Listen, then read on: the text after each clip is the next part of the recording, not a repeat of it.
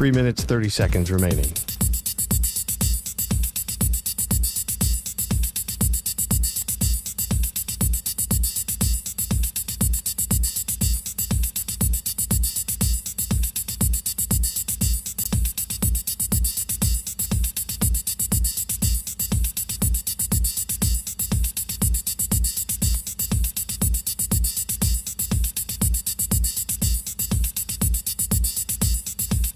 Three minutes remaining.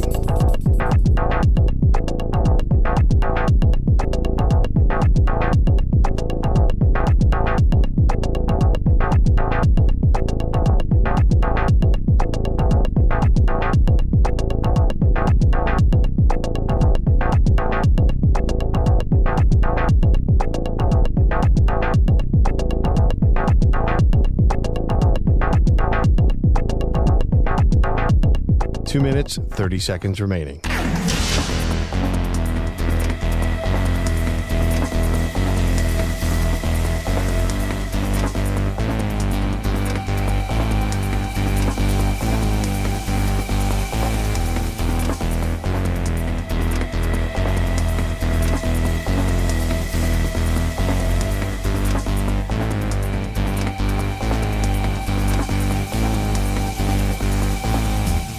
Two minutes remaining.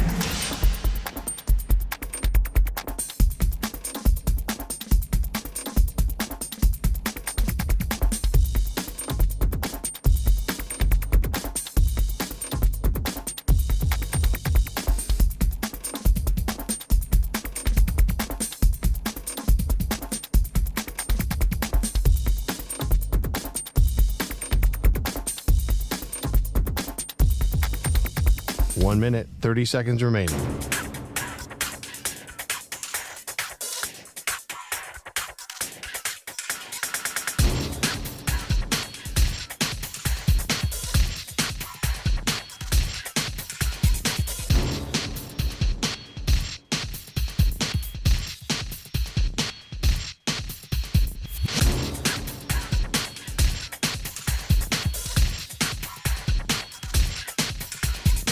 One minute remaining.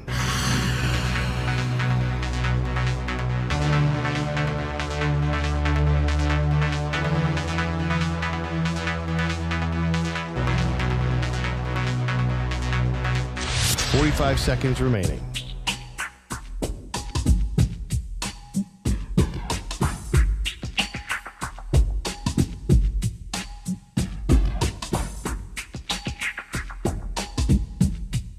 Thirty seconds remaining.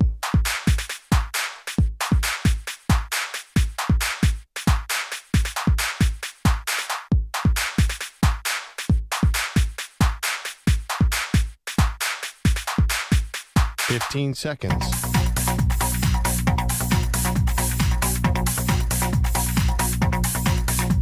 Break ends in 5 seconds.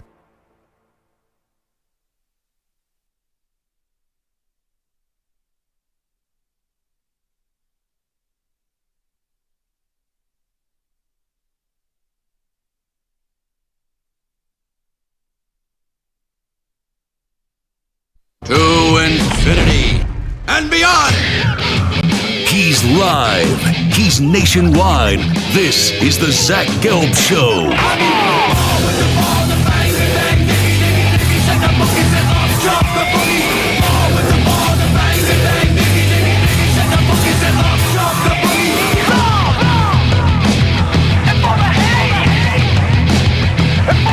Here's your host, Zach Gelb.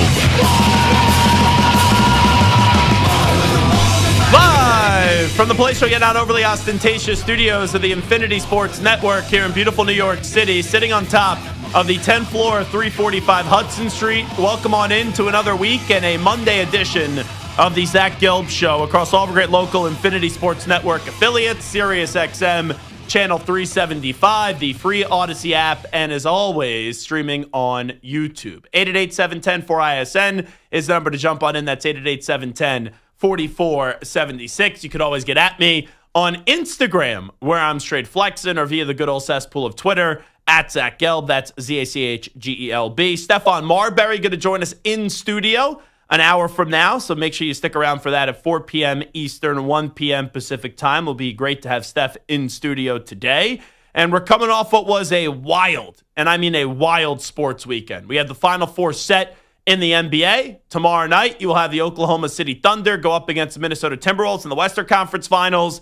And then on Wednesday at Madison Square Garden, the Mecca, right, the world's most famous arena, you will have the New York Knicks, who said goodbye to the Boston Celtics in 6, go up against the Indiana Pacers with the man who's very disrespected, and he isn't overrated, in Tyrese Halliburton. And that's only the beginnings of it. We had the craziness with Angel Reese and Caitlin Clark over the weekend. Rory McIlroy embarrassed himself, I thought, at the PGA Championship. Scottie Scheffler won another major championship, his third, his first non-major championship, or his first major championship that was not a green jacket at Augusta. And death taxes and a big game where the Maple Leafs lose, as they've lost now 7 straight Game 7s. And what a tease that is if you're a Maple Leafs fan. You're up 2-0 in the series, then it gets to 2-2. Then you're down 3-2. You win a Game 6 in the defending champs building in Florida. You go back to your building, and after a first period, which is pretty even though the Panthers had more shots than the Maple Leafs, I thought the Maple Leafs had 4 or 5 legit chances, and then they just got steamrolled the rest of the way. So that's pretty much what's cooking in the sports world now. But we start with the nugget that we got late Friday on the show, and we reacted to it. But now I want to take it the next step further.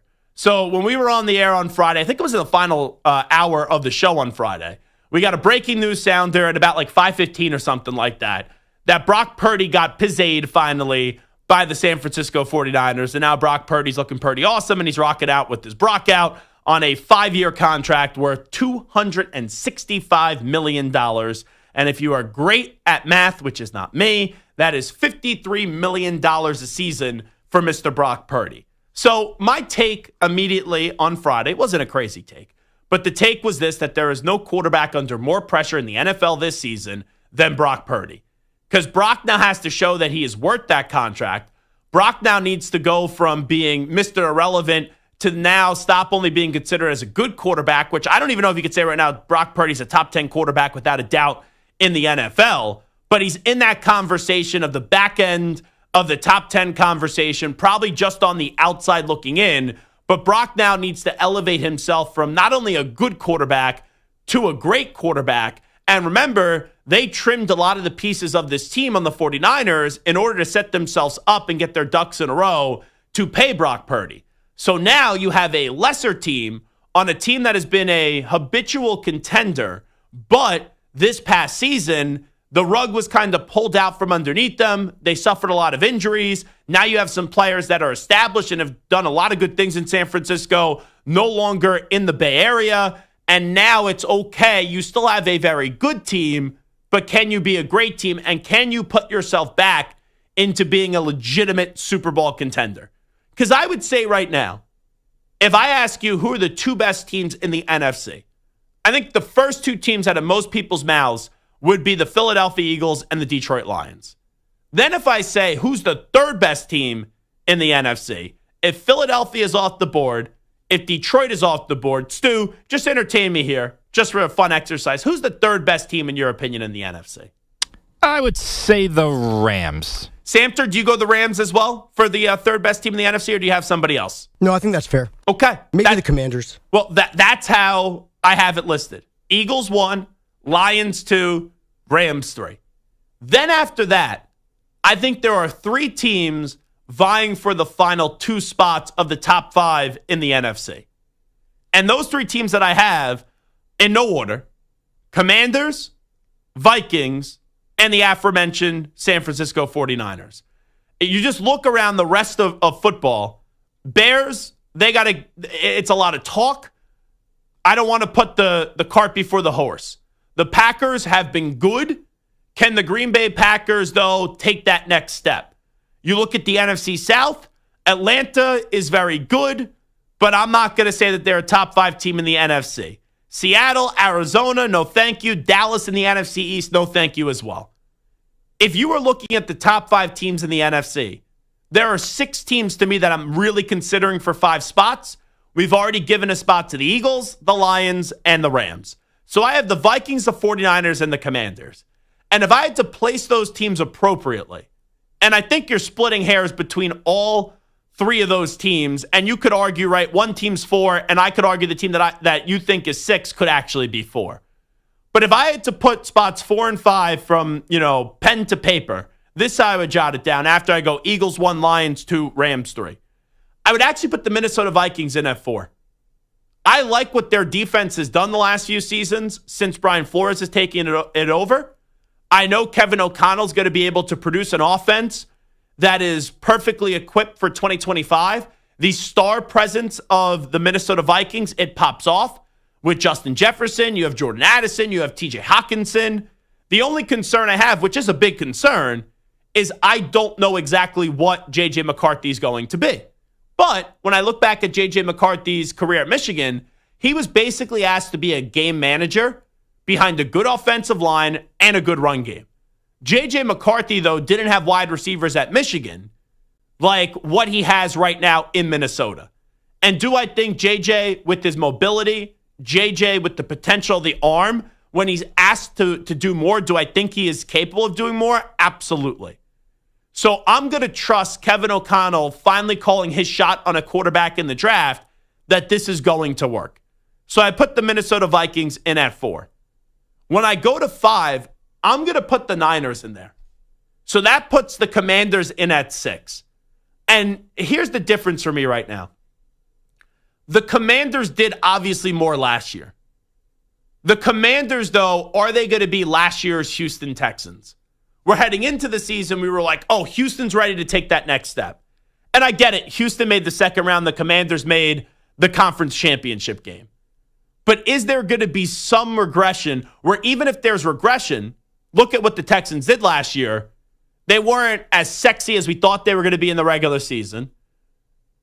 You had C.J. Stroud take a slight step back, even though his wide receivers were banged up and his offensive line was abysmal.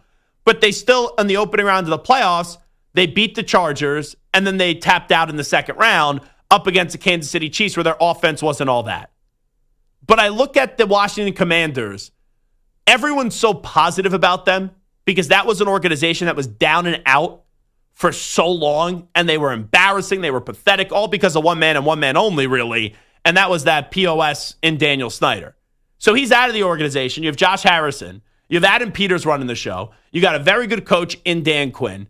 And you have a legitimate, what we think, star quarterback in Jaden Daniels. But since the Commanders took that extra step or extra 2 steps in year 1, it would not surprise me that even though they're still good and they'll have some sustainability this year, that they're just short of what the 49ers are. And I look at the 49ers, we ran through their schedule on Friday. They have the easiest schedule in the NFL. And I look at the San Francisco 49ers, they should be an 11 or 12 win team. And the Niners and Commanders, they're similar in this regard. They're not the best team in their division, right? The Eagles are the best team in the NFC East, and on paper, the Rams are the best team in the NFC West. But if I asked you, who's more likely to win their division this year? And I'd be curious what you guys have to say on the other side. Would you think it's more likely that the Commanders beat the Eagles for the division or the Niners beat the Rams for the division? What would your answer be to that, Samter? I think it's more likely the Niners beat the Rams for the division. I would agree. And I don't think there's been a bigger advocate for the Rams the last 2 years than me with how they are just such a full complementary team, really not only on both sides of the ball, but all 3 phases of the game. Stu, would you agree with Samter and I's analysis? I would, yes. I think it is the Niners. Like, I look at this Niners schedule. Seahawks, Saints, Cardinals, Jaguars. The first 4 games of the season, yeah, you get 2 divisional games in there. And anything can happen in divisional games. But those first 4 games, at worst, they should be 3-1. At worst. Then they play the Rams. That's going to be a fun Thursday night early season game. Then they play the Bucks. Then they play the Falcons. Then they play the Texans. Like, that's a solid 4-game stretch. Then after that, Giants, Rams, Cardinals, Panthers, Cleveland, Tennessee, Indianapolis, Chicago, and Seattle. The back end of that schedule, from November 16th and on, you could even say November 2nd and on. I know you have the Rams in there. There's a lot of teams that you look at that you're like, man, I'm not intimidated by. So if the 49ers can, I'm not even going to say do average. Like, let's say the 49ers have a kick-ass start to their season up against the Seahawks, the Saints, the Cardinals, the Jaguars, the Rams, Tampa Bay, Atlanta, and Houston. So those are 8 games right there.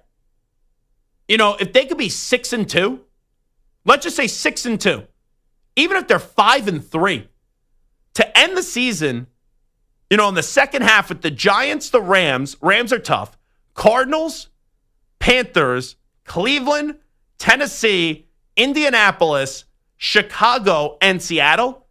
Like, you're looking at the final 1, 2, 3, 4, 5, 6, 7, 8, 9 games of the season. The toughest opponent are the Rams, and then after that, who's the next toughest opponent? Maybe at best the Bears, maybe at best the Seahawks, maybe at best the Cardinals. You know, that's a schedule that the Niners easily should be a double-digit win team. Now, I have not looked at the Commanders' schedule yet. So let's just do this. But you look at the Washington Commanders' schedule, where no one's sleeping on the Commanders this year. The Commanders' schedule is as followed. They play the Giants to open up the season. They play the Packers. They play the Raiders. They play the Falcons. They play the Chargers. They play the Bears. They play Dallas. Listen to this stretch. Kansas City, Seattle, Detroit. Then they play Miami, Denver, Minnesota, New York, and they end the season Philadelphia, Dallas, Philadelphia. Now, that's a tough schedule. And every schedule has some easy games on it. But you're looking at that schedule, I just think the Niners are going to be slightly better than the Commanders this year. I do. So I still think the Commanders could be a double-digit win team. The Commanders still should be a playoff team. But if I'm ranking the top 5 teams right now in the NFC and trying to figure out where the Niners are, I would say the Niners are 5th. I think you could argue that the Niners are as high as 4 or maybe even 3 if you like the Niners over the Rams in their division. I personally do not. So for me, it would be Eagles, Lions, Rams, easy, 1, 2, 3. Then it's okay, how do you rank the Commanders, Vikings, and 49ers? I would put the Vikings 4, the 49ers 5, and then the Commanders just on the outside looking in 5th. So if I had to give you my early, and I mean way premature, 7 teams in the postseason in the NFC. Well, Eagles will win the NFC East. The NFC North right now would go to the Lions. The South would go to the Falcons. The Rams would go to the West. Then the 3 wild card teams. So I told you I like Minnesota. And I told you I like the 49ers. You know what? It would probably be Vikings, 49ers, Commanders as your wild card teams. Because it would be Eagles, NFC East, Lions, NFC North, Falcons, NFC South, Rams, NFC West, and then the 3 wild card. Think about how deep the NFC is. You're talking about your wild card teams potentially being the Vikings, 49ers, and the Commanders. And I'll tell you this, one of those teams won't make it. Right? Because there's always a team that you're not really talking about. And I think right now, most people view the Vikings as a playoff team, the 49ers playoff team, the Commanders a playoff team. There's going to be one team that falls off. And I know the Niners missed the postseason last year, so you expect them to be much better this year in their schedule. If they don't have at least 10 wins, I'll be shocked. With they should have 10 wins. Now, injuries could derail them like it did last year. But you're looking at the NFC right now. The NFC's deeper than the AFC. Like last year, we pointed out how they closed the gap. The AFC, if I had to give you my playoff teams in the AFC right now, AFC East, it would be the Bills. AFC North, I guess you got to give the edge to the Ravens. The South, it would be the Texans. The Chiefs, it would be the West. After that, you're probably looking at what? Bengals make the playoffs, and that's not even a lock with their defense. After that, Chargers.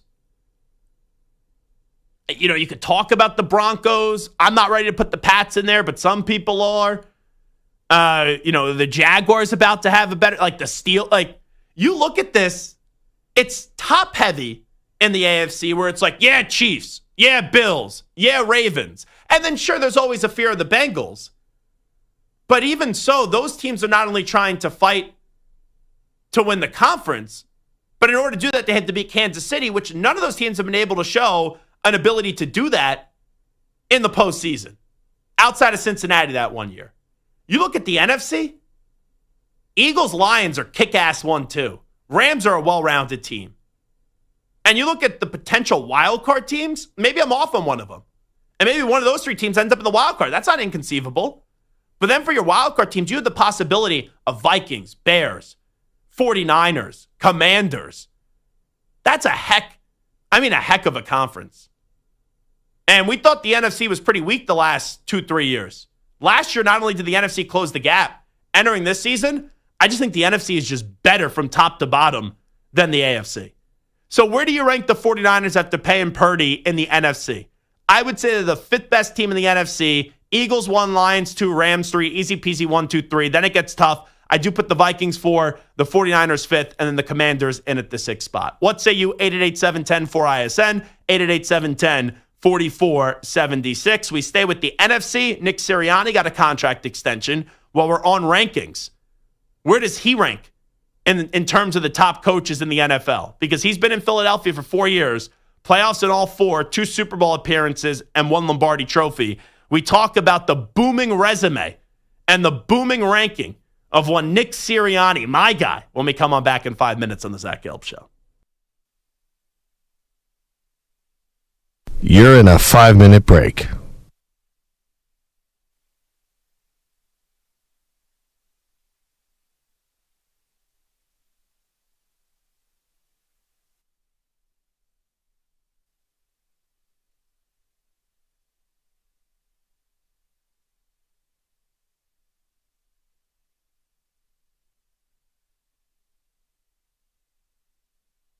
Four minutes, 30 seconds remaining.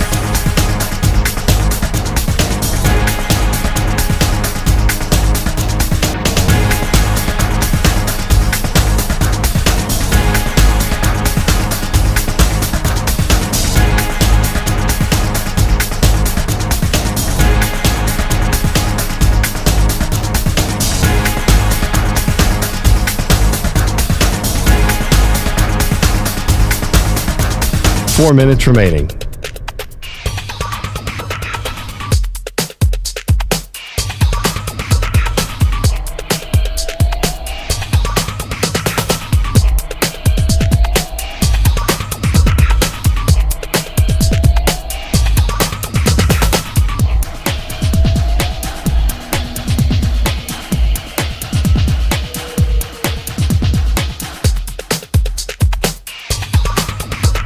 Three minutes, 30 seconds remaining.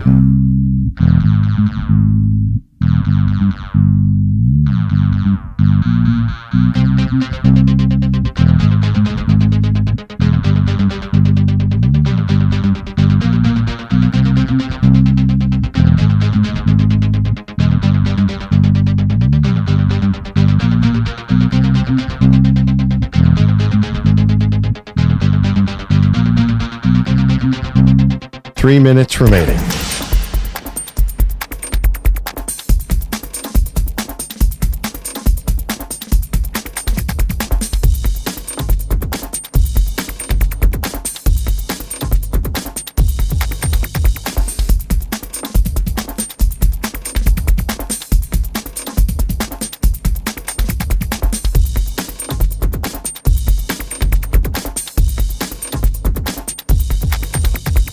Two minutes, 30 seconds remaining.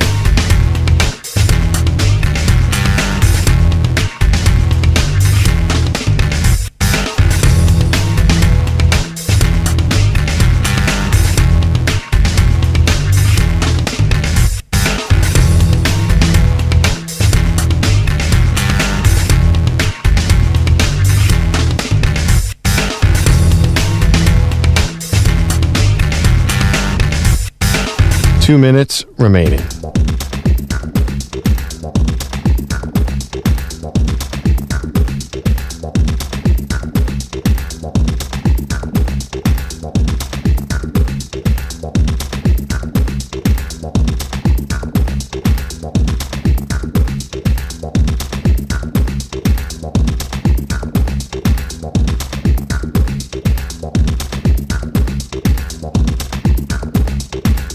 One minute, 30 seconds remaining.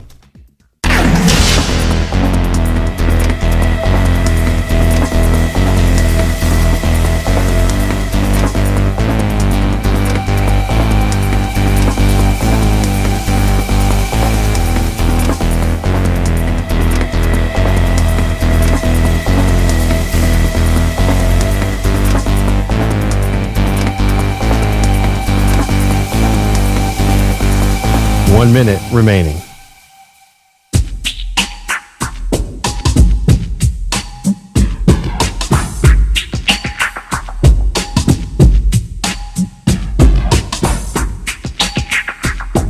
Forty-five seconds remaining.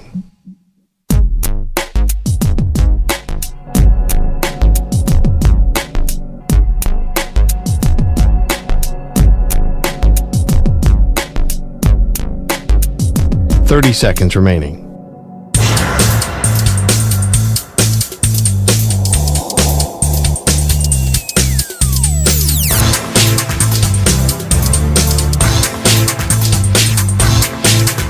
Fifteen seconds.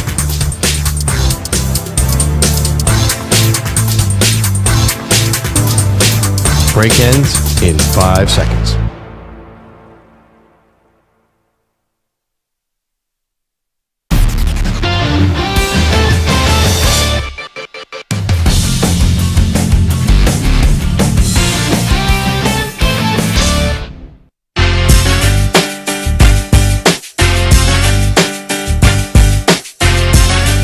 You're listening to the Zach Gelb Show on the Infinity Sports Network. So let's just do this real quickly one more time. It is the Zach Gelb Show on the Infinity Sports Network. I have one change to what I said in the open, as I was just quickly rattling through to illustrate the point that the NFC is better than the AFC. I still stand by that statement. I don't even think it's close right now. Obviously, everyone's hunting the Kansas City Chiefs, but the Eagles have already beat them. And you look at top to bottom, I think the NFC is better than the AFC. So if I had to make one change to what I just said, I would actually have the Bucs to beat the Falcons in the NFC South. But the point still stands true. If I had to pick you my 7 playoff teams of the AFC and 7 playoff teams of the NFC today, Eagles, Lions, Bucs, Rams would be your division winners in the NFC. Wild card teams would be Vikings, 49ers, Commanders. So the teams that would be out are Bears, Packers, Falcons, Cowboys. Now, if I did this for the AFC, Bills, Ravens, Texans, Chiefs division winners. Bengals, Broncos, Chargers as your wild card teams. So those are all the same teams but one that made the playoffs last year. That would make the playoffs again this year. The Bengals would be the omission. And then Jaguars, Pats, Steelers, Dolphins would be your teams under consideration outside looking in. Just look at the difference on the outside looking in teams that come up short in the NFC against the AFC. Bears, Packers, Falcons, Cowboys compared to the Jaguars, Patriots, Steelers, and Dolphins. But you look even at the wild cards. You could make a case Vikings, 49ers, Commanders would be tough outs in the playoffs. Bengals, if they get some sort of a defense, sure. Or is anyone scared of the Broncos or the Chargers come playoff time? I'm sorry, I'm not. And division winners, Eagles, Lions, Bucks, Rams. In the AFC, you have Bills, Ravens, Texans, Chiefs. All right. So Bills, Ravens, and Chiefs is a pretty bang-ass 3 out of 4. Pretty good job there, 3 out of 4. But Eagles, Lions, and Rams, man, that's tough as well. And I'd rather have the Bucks over the Texans, if I'm being honest. When you look up at those 7 teams in the NFC and 7 teams in the AFC. And I could be wrong in some of the 7 that I'm giving you. So the pull out of being wrong are, all right, you swap out one and you put either the Bears, Packers, Falcons, Cowboys. And then let's say I'm wrong on one in the AFC and you have either what to choose from, the Jaguars, Pats, Steelers, Dolphins. Yeah. The NFC is better than the AFC. It's just the fear in the AFC of Mahomes.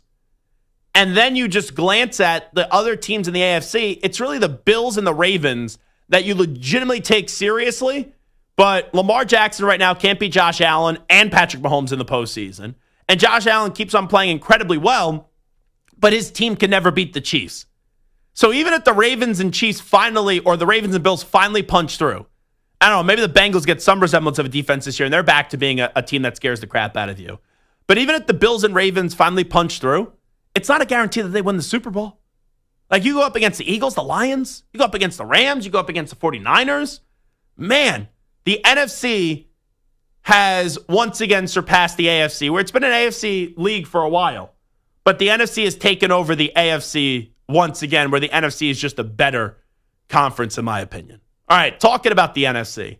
How about the rise of Nick Sirianni? This time last year, I don't know if there was a coach under more pressure than Nick Sirianni. right? Because there are guys that are under pressure to keep their job or not. Like we all walked into last year and we said, okay, Matt Eberflus, the leash is very short on him. But you look at someone with Nick Sirianni, even though there were some expectations for the Bears last year, what were those expectations? Maybe at best be a wild card team, right? And there's other teams like Doug Peterson. All right, yeah, he's on the hot seat. But were anyone sitting there saying that the Jaguars are going to be a force? So you look at, for example, Nick Sirianni last year. That was a team that you knew was good enough to get to a Super Bowl. But did they have the right coach? And I'll put my hand up. I thought with how a year ago ended, how they were off to a 10-1 start and they won one game down the stretch. And with the names that were available in the market last year, whether it was a Jim Harbaugh, whether it was a Mike Vrabel, right? You look around, Pete Carroll, who was also available too. You know, whoever the names were, there was one more name, I can't remember who it was that I kept on throwing out there. You had Ben Johnson too, as thought to be at the time. I think those were the four big names. But whoever the coaches were, you thought to yourself, okay, it's time to make a move. It's time, go get Belichick. Go get Jim Harbaugh. If you want to take a roll of the dice on a youngster in Ben Johnson, okay, go ahead. Pete Carroll, right? There were names that were available. And early on, it didn't look great for Nick Sirianni. They choked that game to the Atlanta Falcons, which I still couldn't believe. You also had a game where they won up against Cleveland, but it wasn't pretty, and then he was jawing at the fans. There were a lot of reasons to doubt the Philadelphia Eagles early.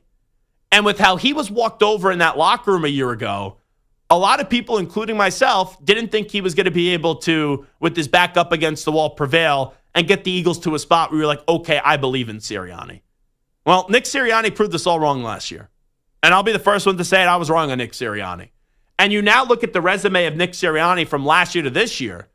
Well, this dude made the playoffs 4 times in his first 4 years as an NFL head coach. Year one, let's be real, they had no business of making the playoffs, and they got to a wild card round, they lost to Tom Brady, successful season. Year two, they took that next step, they got to a Super Bowl, they lost the Super Bowl, successful season. Year three, they were one of the hottest teams in the NFL, they were 10-1, and then they were dog crap down the stretch. And they lost in the wild card round to Tampa Bay. Unsuccessful season. But then in year 4, they won a championship. Obviously a successful season. So you're looking at a guy who, let's be real, most of us had not a damn clue who he was when he got hired by the Philadelphia Eagles. And in 4 years on the job, he has taken the team to the playoffs 4 years in a row, 2 Super Bowl appearances, and 1 Super Bowl championship with, oh yeah, by the way, he defeated the best player in the sport in the Super Bowl. You look back, right? Everyone's chasing right now the Kansas City Chiefs. There's only been 3 teams that have been able to knock out Kansas City when it matters. The Buccaneers, they had Brady. The Bengals, right, with them having Joe Burrow. And then the Eagles having Jalen Hurts. And I understand the Eagles have a heck of a team. Here's a little breaking news for you folks. You need to have a heck of a team to win a championship. And a lot of you going into this year would not even consider Jalen Hurts a top 5 quarterback. No one, if you would have told me last year that Nick Sirianni was a top 5 coach, everyone would have laughed at you. A.J. Brown, Devontae Smith, dynamic 1-2 punch. But even the offensive line, how are they going to replace Jason Kelce? Yeah, they've done so flawlessly in replacing Jason Kelce. They haven't missed him.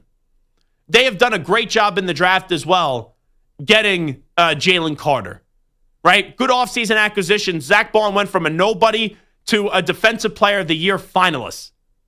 So this is an Eagles team that, yes, I know it's easy to just say, they have so much talent. It's Howie Roseman. But this team went to bat for their coach. This team was annoyed with the way that their coach was being talked about. And today, as he was entering the final year of his contract, Nick Sirianni has agreed to a new contract with the Philadelphia Eagles, and I think everyone knew that this deal was going to get done. Right? Just how everyone knew the Brock Purdy deal was going to get done. But for Brock Purdy, he still has to prove that he could win a championship. Nick Sirianni doesn't. Nick Sirianni has already won a championship. And now I think you advance the conversation one step further, where do you rank Nick Sirianni in the NFL coaches? Heading into this season. And if you had to say right now, I think it starts with him going as early as 3, which is an unbelievable statement that I just said from where I thought he was as a coach this time last year. Clearly, Andy Reid's the best coach in football right now, who Nick Sirianni just abused in a Super Bowl for 60 minutes. Then I would say Sean McVay is 2, who, oh yeah, by the way, Nick Sirianni just beat Sean McVay in a playoff game. But those to me are without a doubt, without question, the 2 best coaches in football. Then you look around at who could be in the 3 spot and who could be the 3rd best coach in football. If I just went from division by division, no one else in the AFC East. Like, I like Vrabel. I can't say he's the 3rd best coach in the NFL. Vrabel, though, would be considered the 2nd best coach in the AFC East right now. Right? I would say McDermott would be 1. So McDermott, Vrabel's a fun conversation. But I would give the slight edge to McDermott right now. But McDermott and Vrabel aren't getting the spot for the 3rd best spot in the NFL right now. AFC North. All right, you could talk about John Harbaugh. Zach Taylor enters the season on a hot seat. It ain't him. You want to mention Mike Tomlin? Well, Mike Tomlin hasn't won a playoff game since the 2016 season. It's been a long time. Like, going into this year, I do think Sirianni should be viewed as a better coach than John Harbaugh and then Mike Tomlin going into the NFL in 2025. You know, whether you want to put it on Harbaugh or not, I think Lamar Jackson takes more of the criticism than Harbaugh easily. They've had a team that's been knocking on the door last few years. They haven't been able to get back to the Super Bowl. Sirianni's been to 2 with what people think is a lesser quarterback, and he's won a championship. You want to go in the AFC South. DeMeco Ryans is a heck of a coach. I wouldn't say, though, that DeMeco Ryans right now is better than Nick Sirianni. In the AFC West, hey, Sean Payton's definitely up there. Jim Harbaugh is definitely up there. You look back at Sean Payton at the end in New Orleans, he had Drew Brees right there ready to go, and they couldn't get to a 2nd Super Bowl. So there's some questions there. You look in the NFC East, obviously it starts with Sirianni. Then after that, I would say Dan Quinn right now is the 2nd best because, you have Daboll and you got Schottenheimer. Then the NFC North, you got Dan Campbell, phenomenal coach. I love what Dan Campbell has turned that organization around. So Dan Campbell could be in that conversation. Matt LaFleur has done a solid job. Now he's got to have postseason success. So I don't think you can say Matt LaFleur is the 3rd best coach right now. O'Connell's done an incredible job, but now he's had 2 teams with incredible win totals in the regular season, and they both go out in their first playoff appearances, where you saw O'Connell lose to the Giants, and then you also saw O'Connell this past year lose a playoff game to the LA Rams. And then Ben Johnson, it's way too early. Todd Bowles is underrated, but no one's going to say that he's the 3rd best coach in the NFL. No one really else in the NFC South that you could jump up and down about right now. And the NFC West, yeah, Shanahan's in that 3rd conversation. Sirianni has beat Shanahan in an NFC Championship game. Sirianni also has a Super Bowl. Shanahan does not. And, I know we mentioned McVay already, all right, as being the 2nd best coach in the NFL. I'm not saying Sirianni has to be 3, right? Like, if you called in and you said Sean Payton is the 3rd best coach in the NFL, I'm not going to call you an idiot, a moron, and a dope. If you say it's John Harbaugh or Jim Harbaugh, same conversation applies. But what Sirianni has done is he's put himself in a top 5 coach look, and even though he'll still have his detractors, all the dude's got to say is just look at my resume. Everyone thought I shouldn't have been the coach of the Eagles. Everyone thought I should have been fired after 3 years, which, by the way, playoffs with the Super Bowl appearance. And then when my back was up against the wall, when I was on the hot seat, yeah, look what I ended up doing. I ended up winning the Super Bowl. Let me just ask you guys this question right now. Samter and Stu, would you agree that Andy Reid and Sean McVay, like how I said it, how we said Eagles and Lions are the 2 best teams in the NFL, would you agree that Andy Reid and Sean McVay are also the first 2 coaches you think of as best coaches in the NFL? Absolutely. Who would then be your 3rd? Because I don't know if there's a wrong answer here. Well, there could be a wrong answer. I don't know if there's a right answer here. I don't think you could really crush, if you have a brain and someone that's in the ballpark, anyone for the 3rd spot that you want to make right now. So, Santa, who would be your 3rd best coach in the NFL right now, or Stu, whoever's ready first? I'm going to go with John Harbaugh. Okay. Just because, A, he has the title, and while they failed in the playoffs, I mean, it's consistent. Like with Tomlin, he's losing in the playoffs, and, most seasons, 10 wins, 9 wins. Harbaugh and the Ravens, 12 wins, 13 wins, 14 wins, 1 seed, 2 seed. They're consistently good, switching from Flacco to Lamar, injuries with the running back, and whatever. He does an incredible job no matter who his quarterback is. So I'm going to go John Harbaugh 3. Yeah, and the only thing I would argue why I would take Sirianni right now going into this season is he's had a 2-time MVP, and the farthest they've gone at home is an AFC Championship game where it wasn't like the Chiefs were doing anything special on offense and they couldn't find a way to get the job done. And there was a lot of coaching malpractice in that one. I didn't like the job that Monken did with Lamar Jackson in that game. And that ultimately falls on Harbaugh, even though he's not calling the plays. Stu, who would you say is the third best coach in football right now? I hate to be the same, but the first one that came to my mind would be John Harbaugh. Okay. As the third. I might even put Jim fourth, to be honest, too. What he did in his first year coming back with the Chargers, not being in the NFL for all those years, I think he has a case at number 4. If you tell me that I can't say Sirianni, I would actually maybe consider arguing 2 guys that I just think the coaching job is so impressive. What Dan Campbell has done with the Lions, down and out to a Super Bowl contender. I know they haven't won it yet. And this past year in the postseason, it was ugly. And then also, you know who I'm most optimistic about, where I did not like what he did in year 1 in Denver. And also, I was very impressed with what he did with Bo Nix this year. We thought that Broncos team could be a bottom 5 team in the NFL. And they made the playoffs. And I also don't think that team is great. If they go playoffs back-to-back seasons, I'm not saying it's winning a Super Bowl for Sean Payton, but that's a heck of a job for Sean Payton, who a lot of people were now starting to look at him. Yeah, very good coach, right? They were comparing him to McCarthy. And then they said, okay, the last few years he wasn't able to get the job done in New Orleans, was lost, like just there without Drew Brees. And then in year 1 in Denver, that was really ugly with the way the Russell Wilson relationship just totally crashed and burned.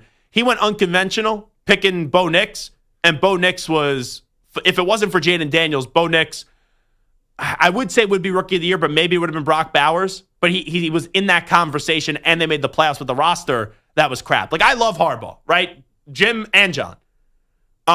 With Jim, he has Justin Herbert, right? So making the playoffs, I know their roster isn't that great. It was impressive, but I don't think it was as impressive as what Sean Payton did. Like, if you throw those 3 coaches in there, John Harbaugh, Jim Harbaugh, Sean Payton, right? I don't think there's a wrong answer there. Is anyone, like, thoroughly impressed that the Ravens once again made the playoffs and once again lost in the playoffs? No. Like, I am impressed that Jim Harbaugh made the playoffs in year 1 with the Chargers, but it's more impressive what Sean did in year 1 with the Denver Broncos than what we just saw from Jim Harbaugh with the Chargers. All right, this is Zach Gelb on the Infinity Sports Network. When we come on back, Scotty Scheffler wins another major. Rory McIlroy embarrassed himself this weekend. And we get into another dust-up between Angel Reese and Caitlin Clark. Update time first. Here's Zach. Infinity Sports Network. Sports Flash. All right, sponsored by Progressive Insurance. Insurance for motorcycles, boats, and RVs for protection on the road and on the water. See how much you can save at 1-800-PROGRESSIVE and Progressive.com. The Eagles have been one of the most astute organizations under Howie Roseman. Today, they took care of Super Bowl winning head coach Nick Sirianni, signing him to a multi-year extension. He has a .700 winning percentage in his 4 seasons, which also include 2 Super Bowl appearances and most recently a championship. The Eagles have also brought back former Jets GM Joe Douglas in a senior scouting role. He was the team's vice president of personnel from 2016 to 19. The Tigers have baseball's best record at 31-16 and are in St. Louis tonight, so it's impressive that the Twins are still 5 games back in the AL Central after a 13-game winning streak that ended yesterday. Rocco Baldelli's crew will take on the Guardians tonight, looking to use that streak as a springboard. An amazing run over the last 2 weeks. I had to tell the guys that after the game. There's a lot of work still to be done, and I think I told them we're just kind of scratching the surface as far as what we're capable of this year. But that was just a great run of baseball, one of the best 2-week spans of baseball I've ever been a part of in my life. Red Sox manager Alex Cora will miss tonight's game against the Mets due to his daughter's college graduation. I'm Rich Jacob.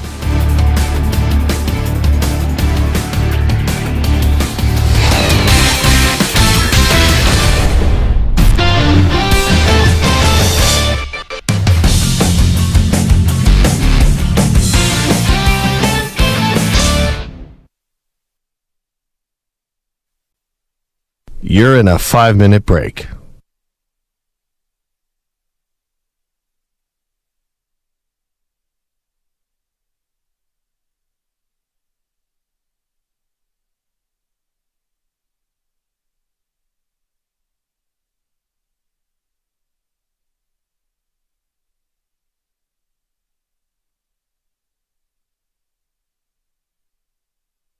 4 minutes, 30 seconds remaining.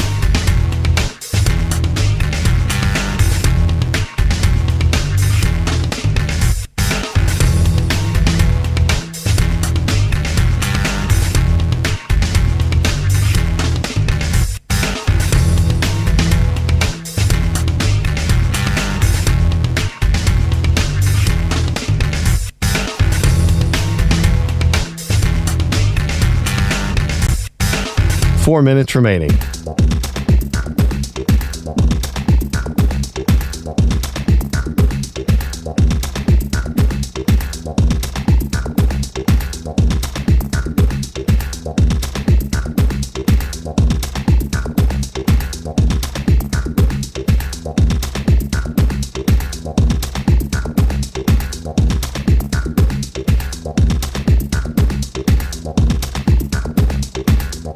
Three minutes, 30 seconds remaining.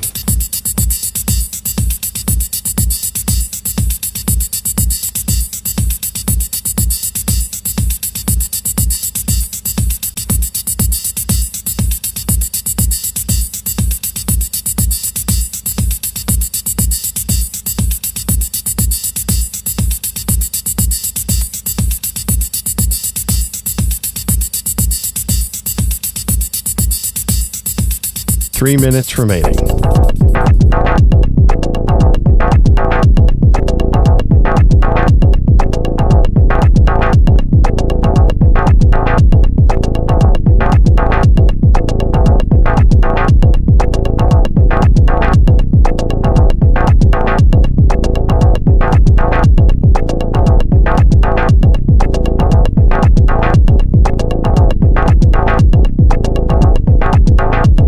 Two minutes, 30 seconds remaining.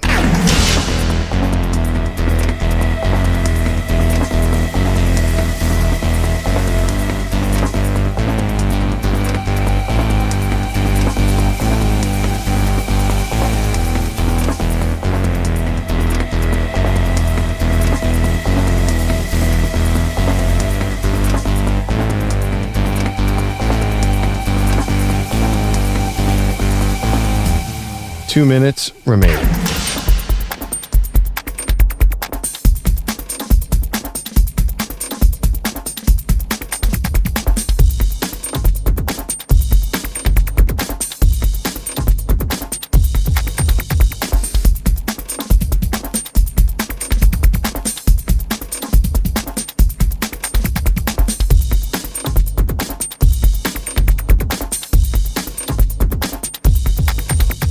One minute, 30 seconds remaining.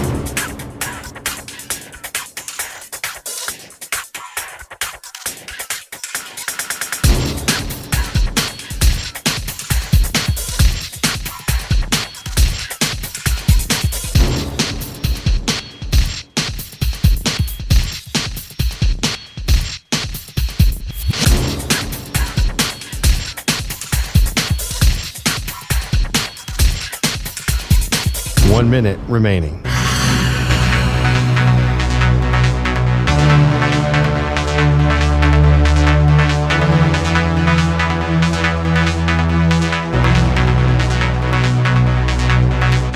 Forty-five seconds remaining.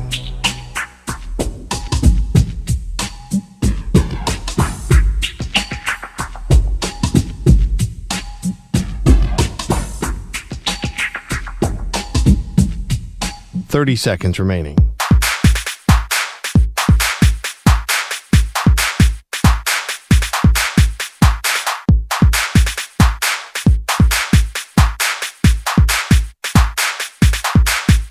Fifteen seconds.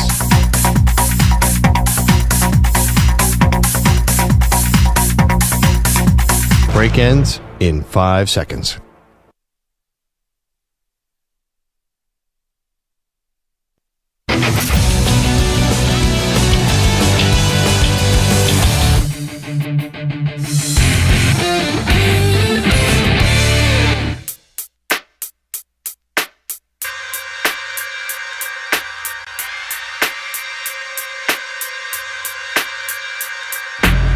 You're listening to the Zach Gelb Show on the Infinity Sports Network. All right, it's time to ask the pros. You, the listener, gets asked us a question brought to you by O'Reilly Auto Parts. Simply tweet your question at INF Sportsnet or at Zach Gelb using the hashtag #AskThePros. Be listening later in the show. We might answer your question.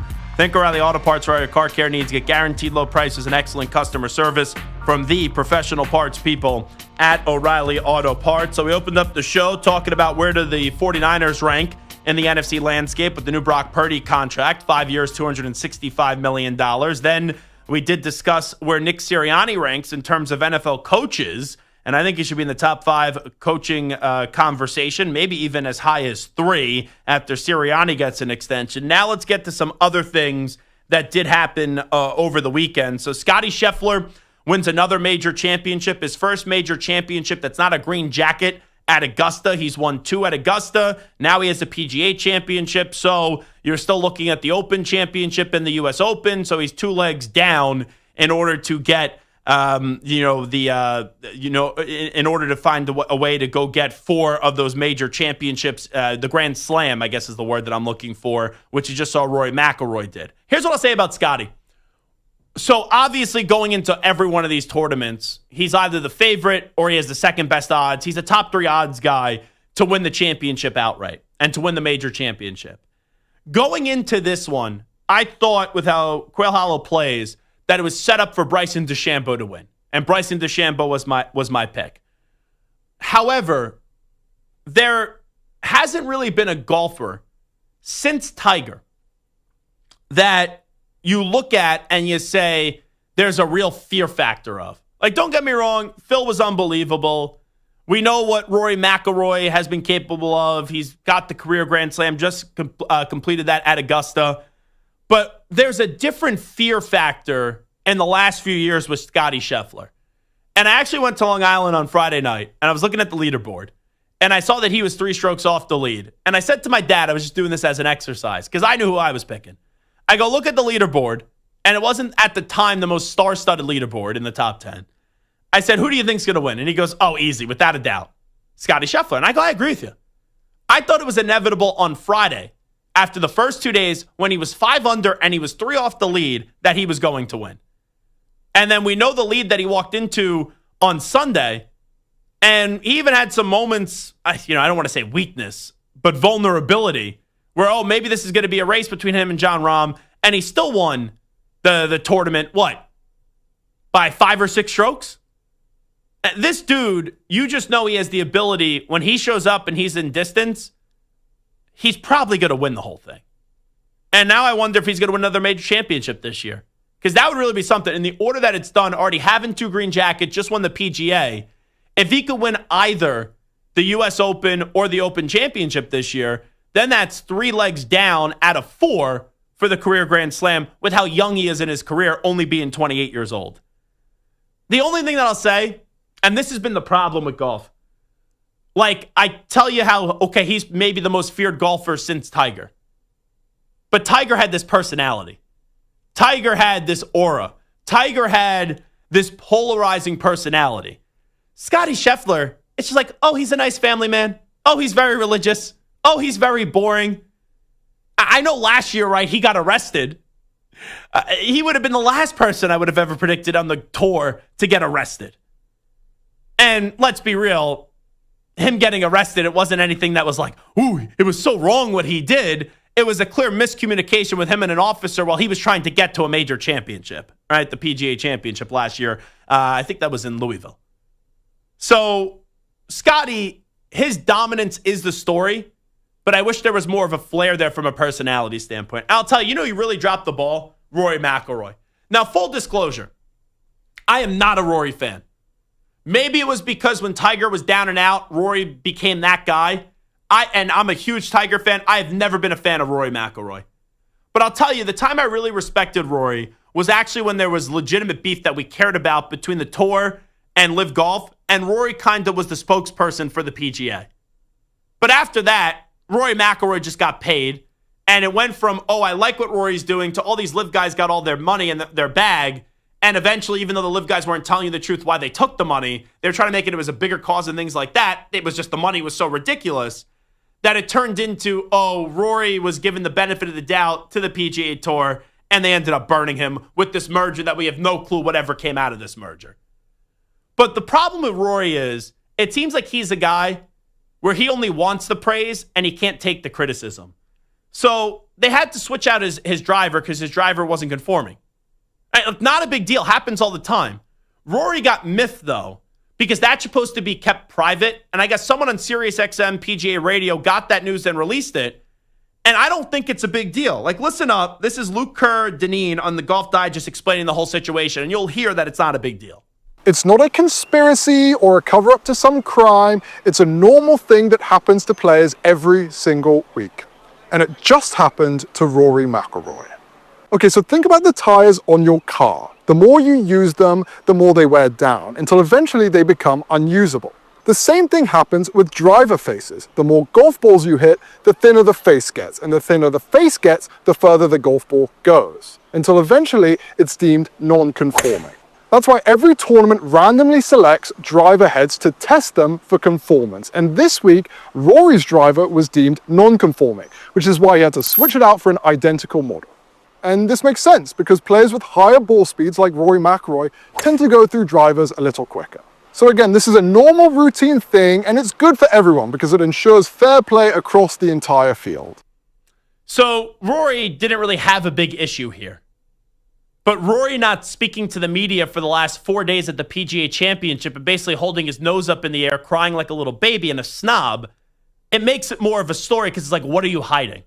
And I thought Jason Sobel had a great take. Quick take on Rory McIlroy not speaking with the media after any of the 4 rounds. Last year at Pebble following his pre-tournament press conference, he stood with a group of reporters for some 45 minutes and spoke about the need for PGA Tour players to be more accessible. He'd recently been to an F1 race and saw how many interviews the drivers give, both directly before and after the races. There was some clarity. He told us that golfers should hold themselves to a similar standard, especially the superstars. Personally, I've never been one to get annoyed if a player decides not to speak with us after a round. I don't need to hear from each player every day. If Rory elects to take a day or two off when he plays poorly, then that should be his prerogative. Tiger also did that, though, infrequently, but Tiger never went 4 tournament days without speaking afterwards. He knew that was his responsibility as a face of the game. Rory knows that too. In fact, he said it himself. It's like you can't only want to have the publicity when things are going well for you. You just won the career Grand Slam. You just won a Masters championship. You got that enormous monkey off the back. There's a little controversy that's not even controversy, and you threw gasoline on the fire because you wouldn't want to speak. Whether you're mad about the coverage or you're mad about the play, it's like, Rory, you can't tell people you want more coverage, and then when a moment people want to talk to you, you end up being a coward and you don't talk to people.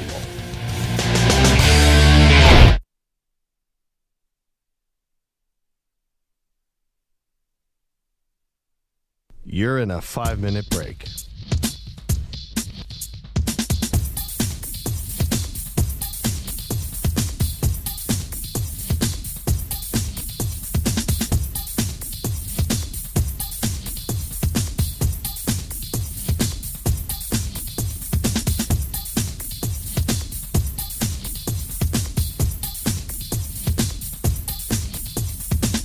Four minutes, 30 seconds remaining.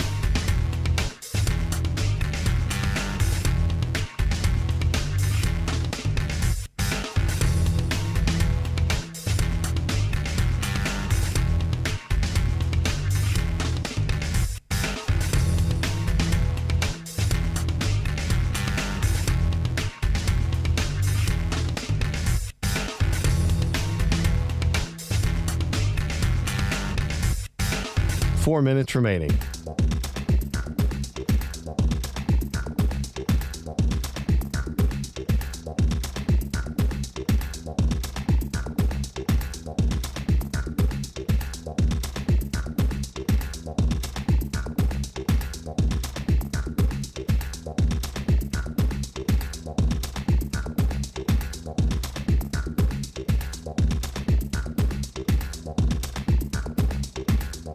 Three minutes, 30 seconds remaining.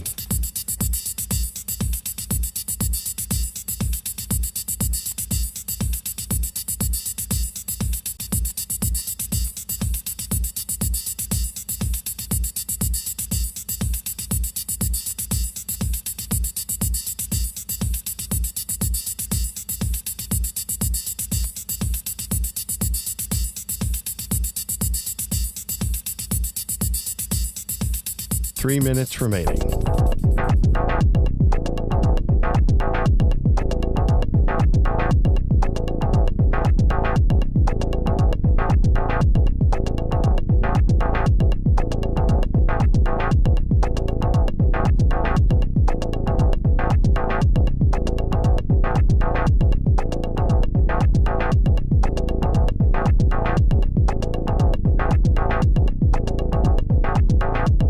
Two minutes, 30 seconds remaining.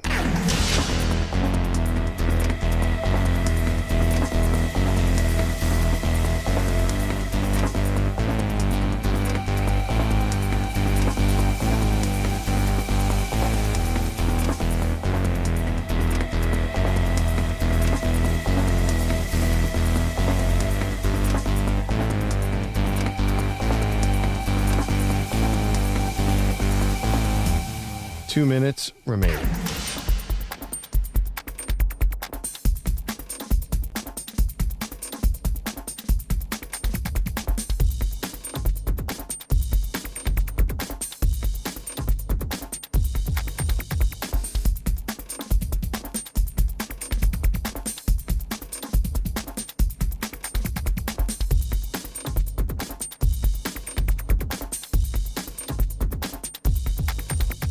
One minute, 30 seconds remaining.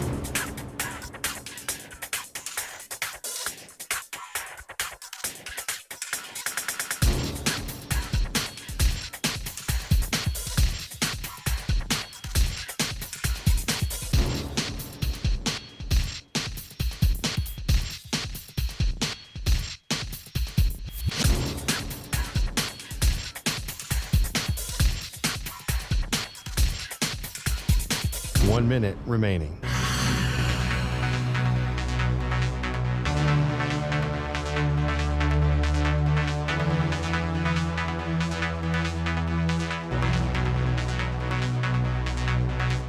Forty-five seconds remaining.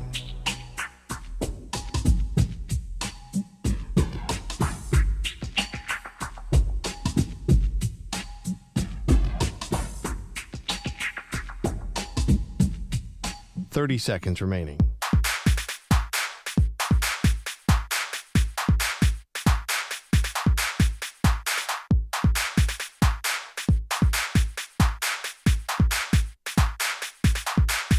Fifteen seconds.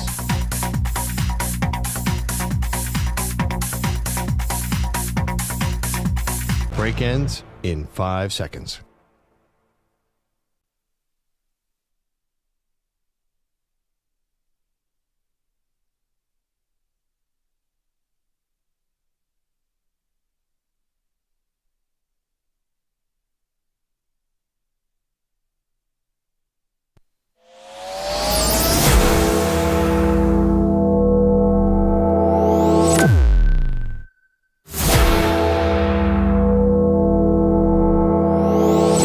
Infinity and beyond. He's live. He's nationwide. This is the Zach Gelb Show.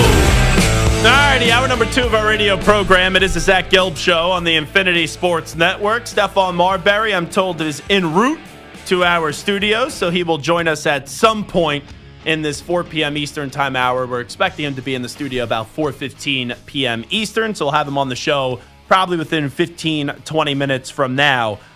There's been a lot that happened over the weekend, and we've already talked on Brock Purdy getting the new contract, Sirianni getting the new contract, Scottie Scheffler winning another major championship, Rory McIlroy, I thought, embarrassing himself at the PGA Championship. We'll get to later on the Toronto Maple Leafs losing another Game 7. It's their 7th straight Game 7 that they have lost. And now we'll have the Panthers and the Hurricanes in the Eastern Conference Finals for hockey. And then out west, you'll get a rematch of the Dallas Stars and the Edmonton Oilers, as we will see if Connor McDavid can get back to the Stanley Cup final and finally hoist his first ever Lord Stanley Cup. And in addition to that, Pete DeBoer, who's been a very good coach for a very long time, is looking for his first championship. And the Hurricanes, can they finally punch through with this core? And the Panthers, can they go back-to-back? So a lot going on in the hockey world. We'll do more of that throughout the show. But another story did emerge over the weekend, and that was Caitlin Clark played Angel Reese. And it seems like whenever these two get together on a basketball court,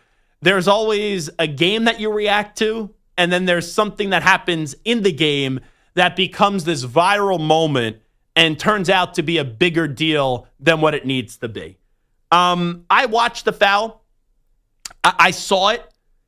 Angel Reese is going up right for a layup, an easy basket. Caitlin Clark wanted to make her earn it because it was an easy basket for Angel Reese to get. So Caitlin Clark, I didn't think it was a malicious play. I didn't think it was a dirty foul, but it was clearly an intentional foul to prevent Angel Reese from scoring the basketball. Now, did I think that Angel Reese flopped in the moment? Absolutely. I watched one angle. It looked like she flopped. There's another angle where it's like, okay, maybe she just lost her footing. Either way, though, Angel Reese gets up and basically charges at Caitlin Clark. And this is the problem I hate with the WNBA and the NBA. If you're going to charge at someone and you're clearly bigger, right, Angel Reese than Caitlin Clark, you can't get prevented. Like I say this all the time with the NBA, the hold me back, bro type of fights are my least favorite situations in the NBA. And I'm not saying Angel Reese needs to go over to Caitlin Clark and punch her in the face. Imagine if she did that. Oh my God. That would be a topic that would go on forever. But I thought Angel Reese looked kind of weak, where you have a foul that's committed against you. It wasn't the most incredulous foul in the world. Caitlin Clark is a lot smaller than you. And you get up and you freak out and you make it a bigger issue than what it actually needs to be. You know, last year, do I remember Caitlin Clark losing her mind after Angel Reese basically swatted at Caitlin Clark's head? And I didn't think that was a huge deal in the moment. People are like, oh, it was a dirty play by Angel Reese. No, it wasn't. You're trying to prevent an easy layup from happening. So in this case, it was not a big deal to me. But there's always race issues here. There's always Caitlin Clark up against Angel Reese. And the discourse about it turns out to be like insufferable. I just read a headline during the break. So I guess RG3 said something along the lines of, oh, Angel Reese showed her true hatred for Caitlin Clark yesterday. All right, to me, that's a pretty innocuous comment. I think anyone with a brain understands Angel Reese is not the biggest fan in the world of Caitlin Clark. And quite frankly, I think Angel Reese is jealous of Caitlin Clark. Even the whole situation last year where she went on that rant that I want people to realize that they're watching women's basketball because of me as well. Sure, some people probably tune in to watch Angel Reese. But there's no doubt about it, the biggest star, I don't know if she's the best player or not, but the biggest star in women's basketball right now is Caitlin Clark. She moves the needle like we've never seen the needle be moved before for women's basketball. There's certain players that you just that are synonymous with a certain sport, right? Basketball, Michael Jordan, right? Men's basketball, Michael Jordan. Hockey, Wayne Gretzky. Golf, Tiger Woods. There's just certain athletes that it doesn't matter when and where they play. It doesn't matter if they're the home team or the road team. Those buildings just sell out, or those events are just major draws because of one person and one person only. And that's the same thing with Caitlin Clark in the WNBA. And has there been other great WNBA players or great other women basketball players? Absolutely. And I think a lot of those players get jealous because Caitlin Clark gets a level of praise and a level of fame like we've never seen before in women's basketball. Not because she's the greatest women's basketball player of all time. I'm not ready to say that. She hasn't won a championship. But clearly people love to watch her play. And I'll make this comparison. Here's what I think of the two players. And Angel Reese is not a bad player. But Caitlin Clark is Steph Curry. Steph Curry, where are the comparisons? I look at him in two different ways. Number one, she makes those jaw-dropping threes like Steph Curry does in terms of that similarity in play. But also, I find Steph Curry to be maybe the most likable superstar I've ever covered. I think Caitlin Clark, for the spotlight that she's under, when does she ever say the wrong thing? She comes off as someone that's very easy to root for. Where I look at Angel Reese, I compare Angel Reese more like to Draymond Green. And people are going to go, oh, how can you compare her to Draymond? Blah, blah, blah, blah, blah. Draymond, his role is to get under your skin. Draymond isn't the most gifted basketball player in the world. He'll end up being in the Hall of Fame, and he's a multiple-time champion.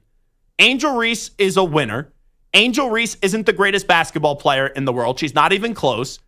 And Angel Reese, her game is more comparable to Draymond. So that's not a shot at Angel Reese, but there are moments where you question if the juice is worth the squeeze. And there are moments where you hear Angel Reese speak at a podium where she wants to be a star, and she tries to tell you that she portrays the villain role, but then she complains about the role that she plays a lot of times. And it's almost, I'll take it with the good, but when there's bad, then I'm going to play the victim card here. And let me be abundantly clear here.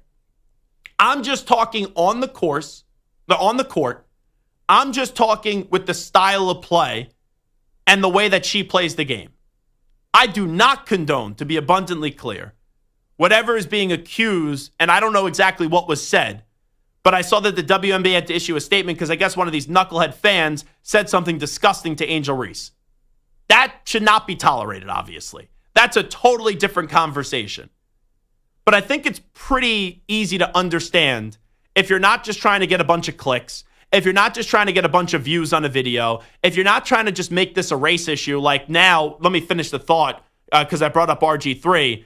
I saw that Ryan Clark, he said something along the lines of that RG3 can't understand what Angel Reese has to go through because RG3's wife is white and he doesn't know like what black women have to go through. Something along the lines there that I read during the break. So yeah, like Robert Griffin III, he doesn't know any black women or isn't related to any black women, right? Like what are we talking about? Not everything needs to be made a race issue. And sure, there's separate issues here. If a fan, I don't know what the fan said, if the fan said something to Angel Reese, that's despicable, that shouldn't happen. But Angel Reese up against Caitlin Clark, I hear people on ESPN today say, oh, if that was Angel Reese committing that foul on Caitlin Clark, we never hear the end of it. Really? She did it last year. We don't still talk about it. I even said at the time, it's a basketball play. So there's a lot of hypocrisies in this conversation. And there's a lot of people that try to put Angel Reese on Caitlin Clark's level. Angel Reese isn't on Caitlin Clark's level. No matter how much Angel Reese begs to be on her level, no matter how much Angel Reese thinks that she's changed the game, no matter even though Angel Reese has a championship in the NCAA tournament over Caitlin Clark, Angel Reese is not comparable to Caitlin Clark. Caitlin Clark still has to win, but what Caitlin Clark has done to the game of women's basketball, similar to what Steph Curry has done to the game of men's basketball. And I keep on going back to what's the NBA comparison for Angel Reese? It's Draymond Green, where you can be praised at times. People understand that you're a winner. People understand you do the quote-unquote dirty work, right, for a team. And I mean it like grab rebounds, right? Set hard screens, things like that. Get under the skin of other players. But also, Angel Reese, just like Draymond Green, can lose her temper at times.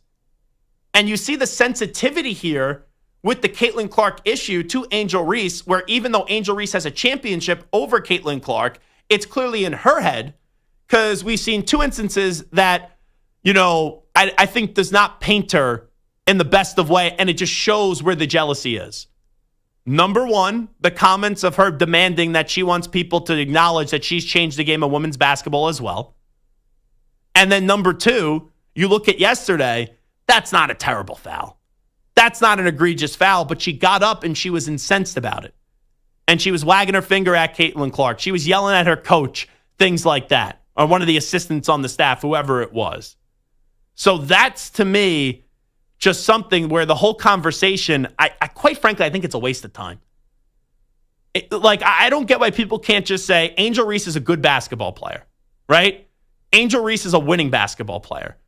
Caitlin Clark is a phenomenal women's basketball player. Caitlin Clark has done more for the game of women's basketball than anybody. Note, I didn't say she's the greatest women's basketball player ever. But look how much shows like this, right? And shows in this medium, on radio, on TV, what do we usually talk about? Football, football, football. When it's not football, NBA. You look at the history of this network that's been around, for 13, 14 years? How many times have we spent a lot of time on a national network? And not just us. Go for ESPN, where I know it's increased now. And why has it increased? Because of Caitlin Clark. Go to Fox. In the last decade, how often were they talking about women's basketball? Little to none. So why are they talking more about women's basketball now than ever before? It's because of Caitlin Clark. That doesn't erase the great players of the past. That doesn't erase your Lisa Leslie's, your Diana Taurasi's, right? You know, some of the great players. Like someone like Breanna Stewart, what she said. She was annoyed, right? Because her resume is stupid good. But she didn't get the same coverage and the same financial opportunities and the same praise because Caitlin Clark, what she does from three, it's easy to relate to. And to me, that's not a black and white issue when I talk about Caitlin Clark because Steph Curry, right, he's easy to relate to. And the way that I talk about Steph Curry is the same damn way that I talk about Caitlin Clark. And Caitlin still has a ways to go. Like Steph Curry is one of the great winners we've ever seen in the game of men's basketball. Yeah, it's very impressive that Caitlin Clark took Iowa to 2 Final Fours. She didn't win a championship. Now, we'll see what she does in her second season in the WNBA. But I don't understand why we always make this a bigger issue than what it is. And it's mainly just for clicks. It's mainly just for over-analysis, right? And there's so many different agendas on this topic. But I think it's very simple. Caitlin Clark is the most important player in the history of women's basketball. Not the best, but the most important. For recognition on TV, for more dollars in players' pockets, marketing opportunities. There has never been a star this popular in women's basketball, and I was a huge Diana Taurasi fan as a kid, than Caitlin Clark. She could still, though, go on and win a championship. Like, she still needs to do that. Because I think it was either Diana Taurasi or Breanna Stewart said at the time, like, to be a GOAT, you got to go win a championship. There's a difference in a GOAT and the most popular. I look, though, as Caitlin Clark as just a mirror image in an NBA, WNBA comparison right now where she is at her career to Steph Curry. And already to be able to say that without the championships is wild. But it's a three. It's a popularity. It's how likable. You look at Angel Reese. Is she the most gifted basketball player I've ever seen? Absolutely not. Does it mean she's a bad basketball player? Absolutely not. She's a very good basketball player. She is needed on a court to help her team win. At LSU, she was the face. You know, now in the WNBA, she doesn't need to be the number one player to go win a championship. So she is a winner. Just like how Draymond Green is a winner. And Draymond plays a certain role that Angel plays. And sometimes Draymond carries that baton well. Other times Draymond embarrasses himself. I looked at Angel Reese this past weekend. I thought it was an overreaction. And you know, when you have an overreaction in the Caitlin Clark Angel Reese thing, it then gets to just a dialogue that turns out to be insufferable. And you get stupid takes that I've seen all over the place in the last 24 hours. It is the Zach Gelb Show on the Infinity Sports Network. We'll take a time out. We should have Stephon Marbury when we come on back live in studio. You're in a 5-minute break.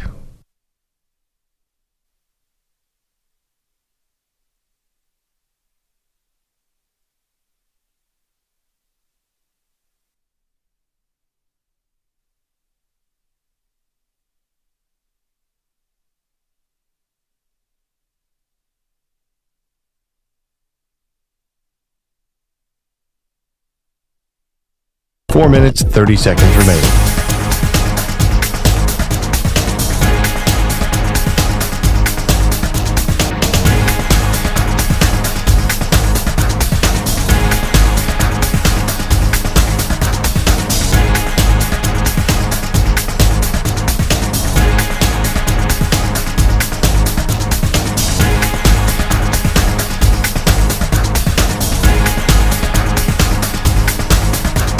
Four minutes remaining.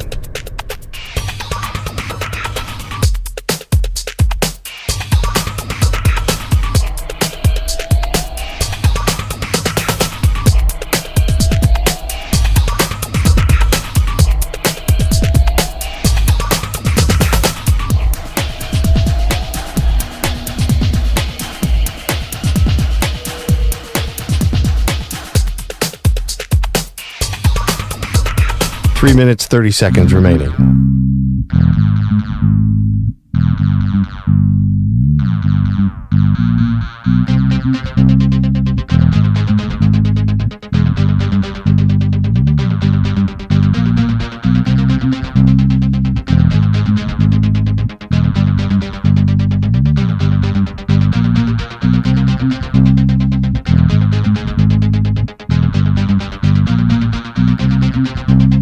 3 minutes remaining.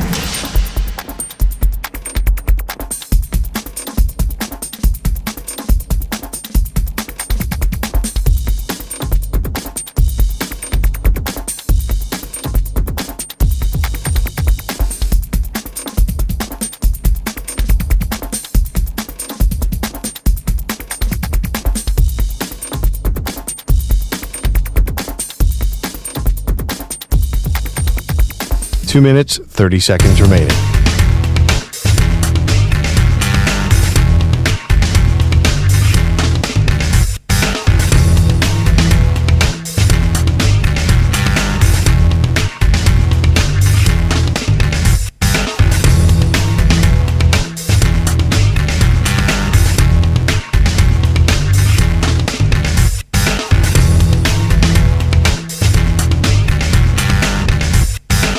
Two minutes remaining.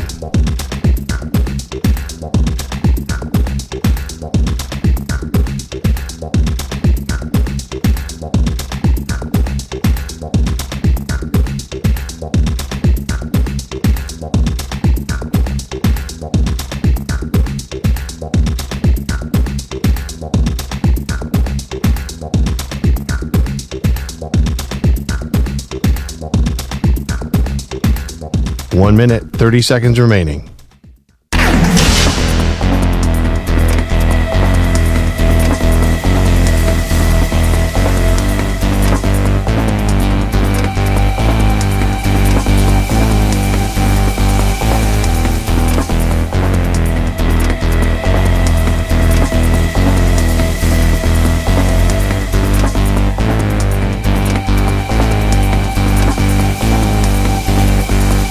One minute remaining.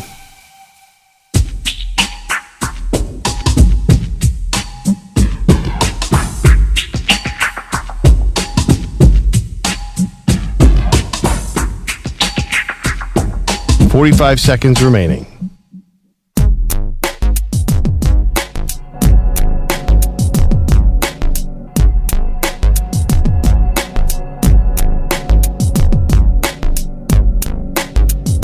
Thirty seconds remaining.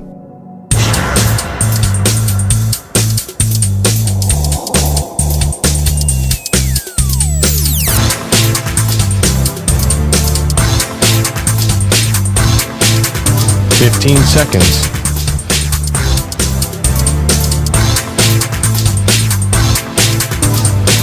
Break ends in 5 seconds.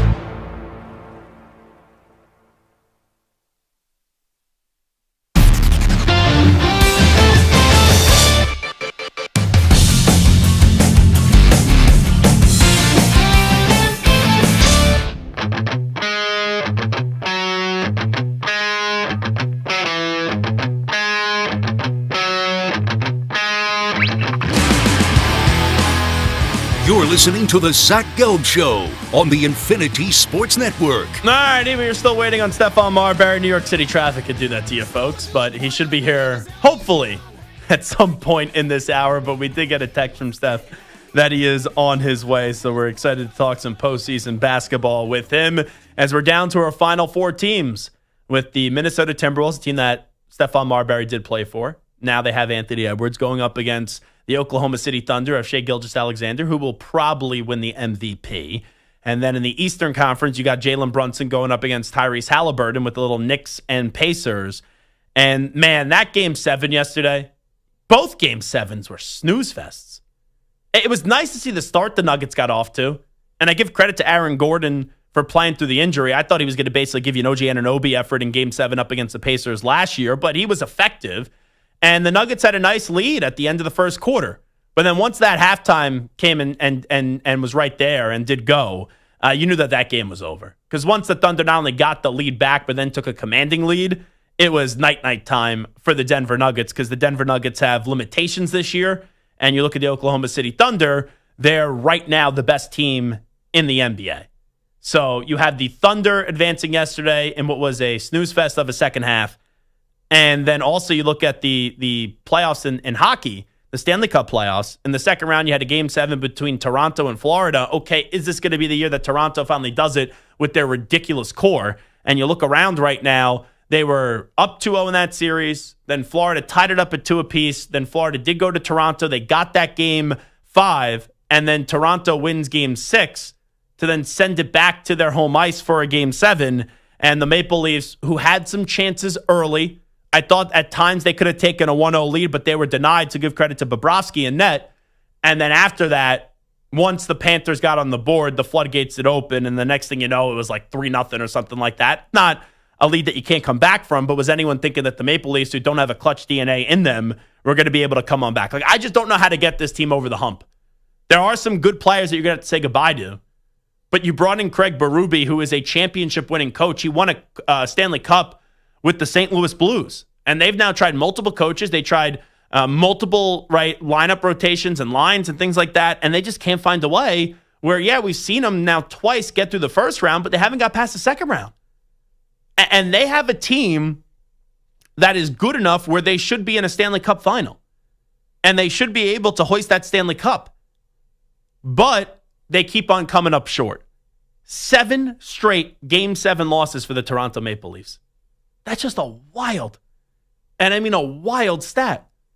And a Maple Leaf fan had to be watching that game, and I don't know at this point if you're shocked or if you're just numb to it. Because I'd have to imagine the wave of emotions in this series, you thought, okay, we're winning, okay, you're losing. And then when you get to a Game 7, I'm not saying that the Maple Leaf fan was confident, but it was, okay, maybe this year is different now. But they went through those emotions where sometimes it's just better to get blown out and lose a series. And it's just easier to sit there and go, okay, we just weren't better. Right? That team was just so much better than us. And the Panthers are the best team in hockey. I won't pick against the Panthers until they go down. You know, how they got Brad Marchand before the deadline is just stupid good with how great that team already is, winning a Stanley Cup last year. I saw it. My Rangers, they outplayed them, or didn't outplay them. They were up 2-1 up against the Panthers through the first 3 games, and they didn't outplay them in a single game. And they were still up 2-1. And I said, okay. You know, Rangers up 2-1. They'll play their best brand of hockey. Nope, wrong. They lost game 4, lost game 5, lost game 6. And they were out in 6. And this one, it was, you're going to beat them. You're not going to beat them. Maybe there's a chance. Oh, there's no chance. And I imagine Maple Leafs fans just sit there on their couch and they just go, what did we do to get this bad luck? What did we do to just keep on getting teased over and over and over again? So let me ask this. We'll go around the room here. Who is the biggest monkey off the back team in sports right now? Like, who are the Toronto Maple Leafs, whether it's another team in hockey or if it's different sports, where you just look at them and you go, they're right there. Like, they need a championship. They are close. They're closing on in, but they can't get the job done. I'll start with Samter. Samter, what do we got? I'm going to go in the NFL, a team that has never won a championship, or at least not a Super Bowl, the Detroit Lions.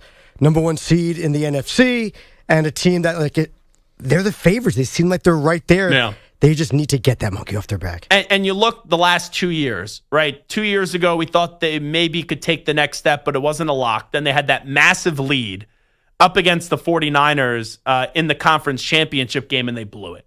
And then this year, it was their year, right? And you start to get hit with the injury bug on the defensive side of the ball with Aiden Hutchinson. Then you get the bye. Okay, home field advantage. The road to the Super Bowl goes through Detroit, and you get stunned, smacked in the mouth by the Washington Commanders. Stu, who is your team? So I'm going to go with baseball, and obviously with the Red Sox and Cubs winning World Series within the past 20 years or so, those are the 2 curses that we think of. But for me, it's the Cleveland Guardians, because they've had a lot of good teams, especially in the 90s. Yeah. They were just an amazing team in the 90s. Had some pretty good teams recently, too. That was a great World Series up against the Cubs in 7 games. Yeah, so I think that they're the next one that you're going to be like, wow, whenever they do, it might be a little while. I know the AL Central's pretty good this year. Maybe they can make the playoffs again like they did last year, but they're the team for me that I'm kind of waiting for them to win a World Series. Yeah, that's interesting, because I think they get thrown in like when we were in middle school, high school, whenever the Minnesota Twins would make the playoffs, and people were like, oh, maybe they could upset the Yankees, and they just never did so. Just never did so. You know, it's really surprising about the Guardians, too. I mean, between guys like Wild Thing, Rick Vaughn, and Jake Taylor, right? Of course, they have Willie Mays Hayes, Pedro Serrano. They could never get over the hump. It's too high. It's too high. What do you mean it's too high? They could just never get over that hump. I blame it on Parkman. It's all Parkman's fault. Are you okay, by the way? Am I okay? No, not with what you just said, because what you just said was funny. Oh, okay. Your voice, I like that. Your voice, though, it gives me a little vibes that maybe you just had too much fun this weekend, but then also, is there a little laryngitis? Are you sick? Is it allergies? What's going on with this voice of yours? Sound like you smoked 15 cigarettes or something. No, it is either allergies or just some sort of cold. Yeah. I don't know because I've never had allergies, but apparently it's not uncommon for people to develop allergies later in their life. Yeah. And because I'm an old fart, then that's, what's happening. You sound very nasally. I am very nasally. Yeah, I've been blowing my nose all day. Nobody wants to hear it. Oh, jeez. I feel bad for Stu. Stu's got to sit next to you right now as you blow your nose constantly. It's better than the sounds that come out of my body usually during the day. Oh, that's just indigestion, I would imagine. You probably have some big stomach problems, Samter, because some of the things that you eat before the show, I don't know how you anticipate just not having explosive diarrhea at some. Well, you almost did a few weeks ago. You had to run to the bathroom. I got on the air. I go, where the heck did Samter just run to? His underwear were on fire. And then you came back and you told us you went to the bathroom. All right, biggest monkey at the back team in sports right now. I think it's the Buffalo Bills. The Buffalo Bills right now are a team that not only do they have the second best quarterback in the NFL, but they are a team that is right there. And you got Patrick Mahomes who's standing in your way. And it's not like they haven't played well up against Patrick Mahomes and the Kansas City Chiefs. They probably should have, you could argue, have won 2 games up against them in the playoffs. And they haven't won 1. You look at the 13-second game. You look at the Stephon Diggs drop, the Tyler Bass missed kick. And even this past year, it's how many times you keep on going up against this team, you can't get the job done. So I look at the Buffalo Bills and also the 49ers, too, is another team that I'll throw out there. I know the Niners have an abundance of championships, but the San Francisco 49ers have been a team that they got to 2 Super Bowls with this group. Even though they've had 2 different quarterbacks in both those Super Bowls, Jimmy G in one, Brock Purdy in the other, they had 2 10-point leads up against the Kansas City Chiefs, and they couldn't get the job done. So biggest monkey off the back team in sports right now, as the Maple Leafs were not able to eliminate that the other night, as they did lose to the Florida Panthers, their 7th straight Game 7 loss. Stu is going with the Guardians, Sanford takes the Lions, and I take the Buffalo Bills. Stephon Marbury, we are told, is in the building, so he will join us in studio when we come on back. We'll go around the NBA with him, talking about the Knicks, talking about the Pacers, the Timberwolves, and the Oklahoma City Thunder. Maybe squeeze in a conversation point or two on Nikola Jokic and Giannis Antetokounmpo. We will talk to him when he returns. But first up with the latest sports flash, here's Rich Ackerman. Infinity Sports Network Sports Flash. It's been a busy day for the Eagles. Super Bowl winning head coach Nick Sirianni gets a multi-year extension. He was entering the final year of his original deal, but certainly earned it with 2 trips to the Super Bowl in the last 4 years, including a victory in that game. They also brought back Joe Douglas, who had left the Eagles to become the general manager of the Jets. Shedeur Sanders had to wait a while to get drafted. He didn't have to wait very long to sign his rookie deal, 4 years, over $4 million. We haven't reached Memorial Day yet, but the Baltimore Orioles are baseball's biggest disappointment so far. They're in Milwaukee tonight, mired in a 6-game skid. A managerial change over the weekend has yet to spark a team that's 15-30 through its first 45 games. Despite the awful start, shortstop Gunnar Henderson said it doesn't take much to turn things around. It just takes one good month to get back going, and starts with 1 win. Get 1 win and see what happens. I feel like that's what we need to think about and just really try to do is just get 1 and then see what happens after. The Tigers have been the best surprise so far, 31-16, the best record in the majors. They're in St. Louis tonight. And Red Sox manager Alex Cora will miss tonight's game against the Mets to attend his daughter's college graduation. I'm Rich Ackerman. This is the Infinity Sports Network. Follow us on X. Our handle is INF Sports Network. That's INF Sports Network on X.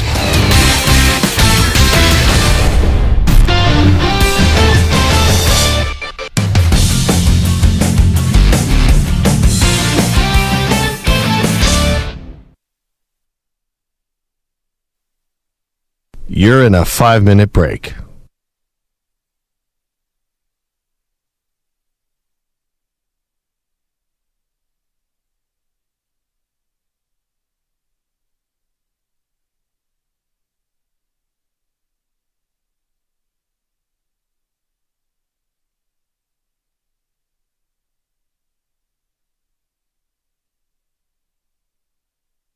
Four minutes, 30 seconds remaining.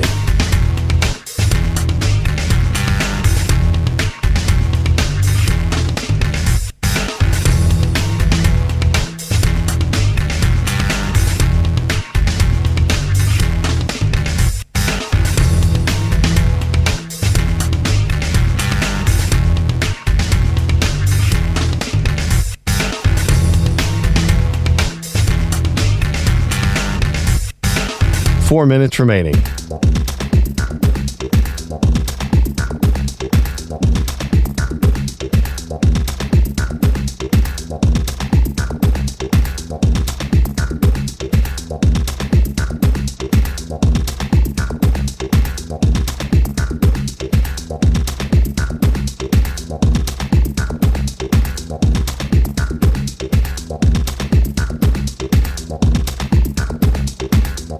Three minutes, 30 seconds remaining.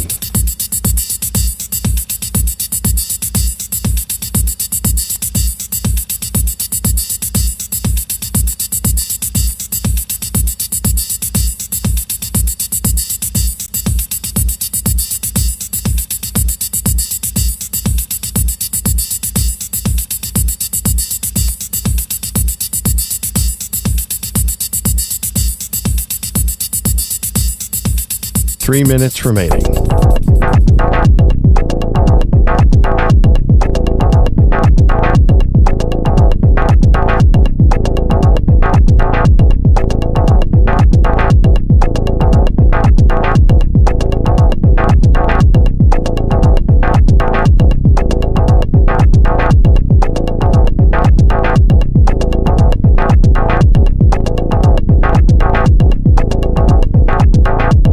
Two minutes, 30 seconds remaining.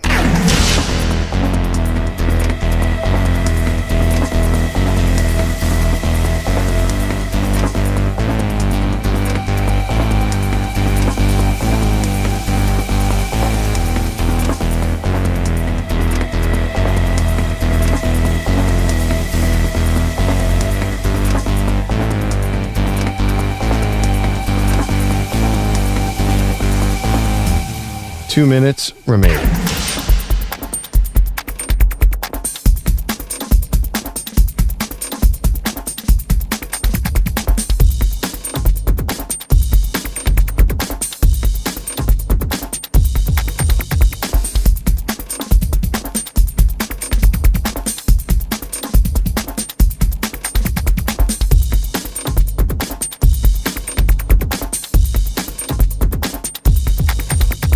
One minute, 30 seconds remaining.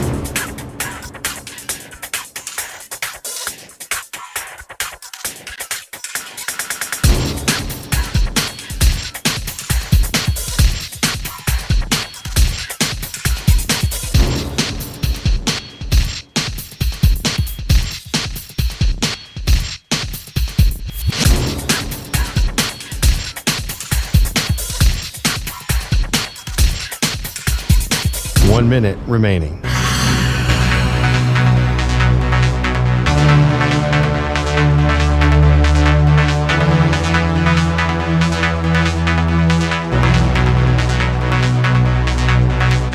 Forty-five seconds remaining.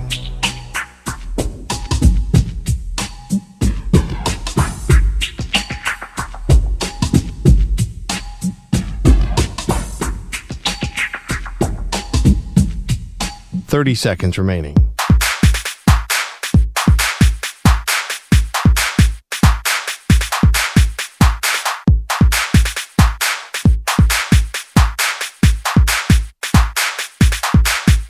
Fifteen seconds.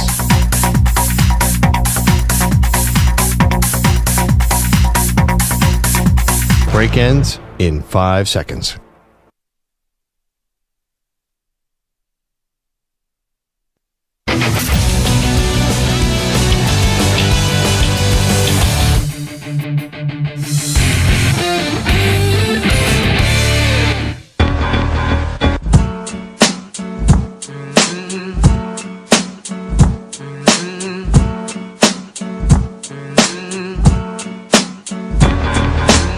Welcome back to the Zach Gelb Show.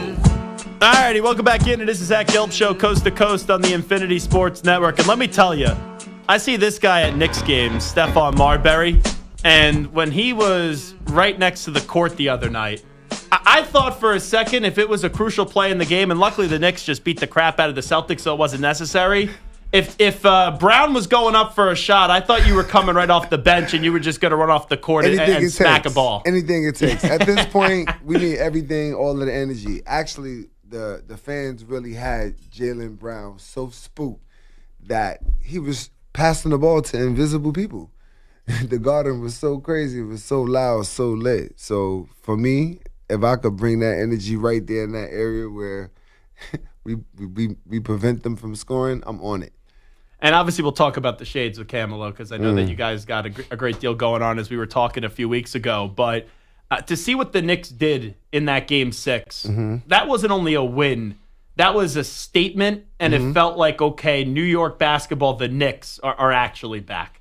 It was to me, it's a shift in culture. I look at basketball in New York as this is a monumental time for us. Like, we are on pace. After 25 years, we haven't felt this feeling in so many years. And, you know, for myself as a kid growing up, you know, Sprewell and 99 during the lockout year when the Spurs won, right? Like, that was the last time the city felt this type of energy. And to feel this energy, to be here, to support the team, it's monumental. And it's been pretty cool how the organization and really the fans embrace guys that played. Because, right, in New York, your career with the Knicks was up and down. But you now go to the Garden, and not only are fans showing you love, but then afterwards, you're going and partying up in the streets in that 100%. mayhem. At the end of the day, I'm a New York City kid. I'm from Coney Island, Brooklyn. Like, let's not get it twisted. Like, Mr. Basketball of New York. Like, I played in the Garden in high school, college with Georgia Tech. I played in the NBA. So, like, it's not too many people that can say that they've done that. So, for me, yeah, my career was up and down. It was crazy. Like, so wild and so many lessons that turned into blessings. But more importantly, you know, to be here and to cheer and for all of the guys, Bernard King, Carmelo Anthony, Patrick Ewing, Starks, John Wallace. I mean, it's endless, just endless amounts of guys that come frequently. That energy on the basketball court for those guys that are playing, they see us there, they hear us saying the things that we're saying. I was the first game, man, I was coaching. I was screaming, there, like I was pointing everywhere, like get up, shot clock. I mean, it's an extra voice. Like, well, that's what put you in the corner. No, you need room I told them I like that spot. I love that spot. That spot that's a good spot. It's a good spot for the playoffs because I'm into the game, you know, and I think more so because I coached professionally for 4 years. So, and a lot of people don't know that I did that. So when I'm looking at the game, I'm seeing it from so many different viewpoints of how we could actually make adjustments, and we made those adjustments. And I spoke about the adjustments that we needed to make, especially from the first game. You look at the first game we played against Boston, right? You look at Mikal Bridges. His defense went from back here on Tatum to all the way up on the basketball. And I'm screaming at the beginning of the year, you got to get up. You got to get up. You're going to get picked. You're going to get picked. Boom, he was getting picked, and Tatum was getting off.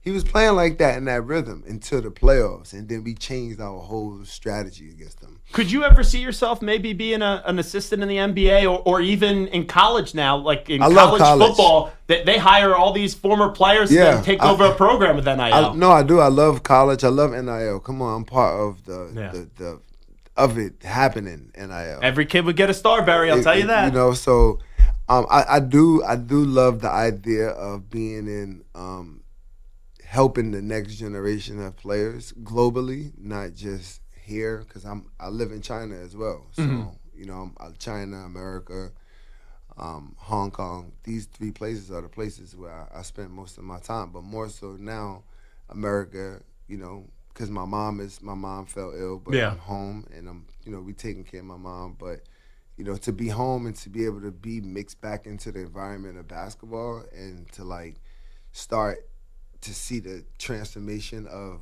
a city and a team changing the culture is beautiful, because in order to really win, the whole city has to be on one page. You look at Boston, no matter how you look at Boston, that's a sports town, because when you look at Boston, from their viewpoint, they're used to winning championships.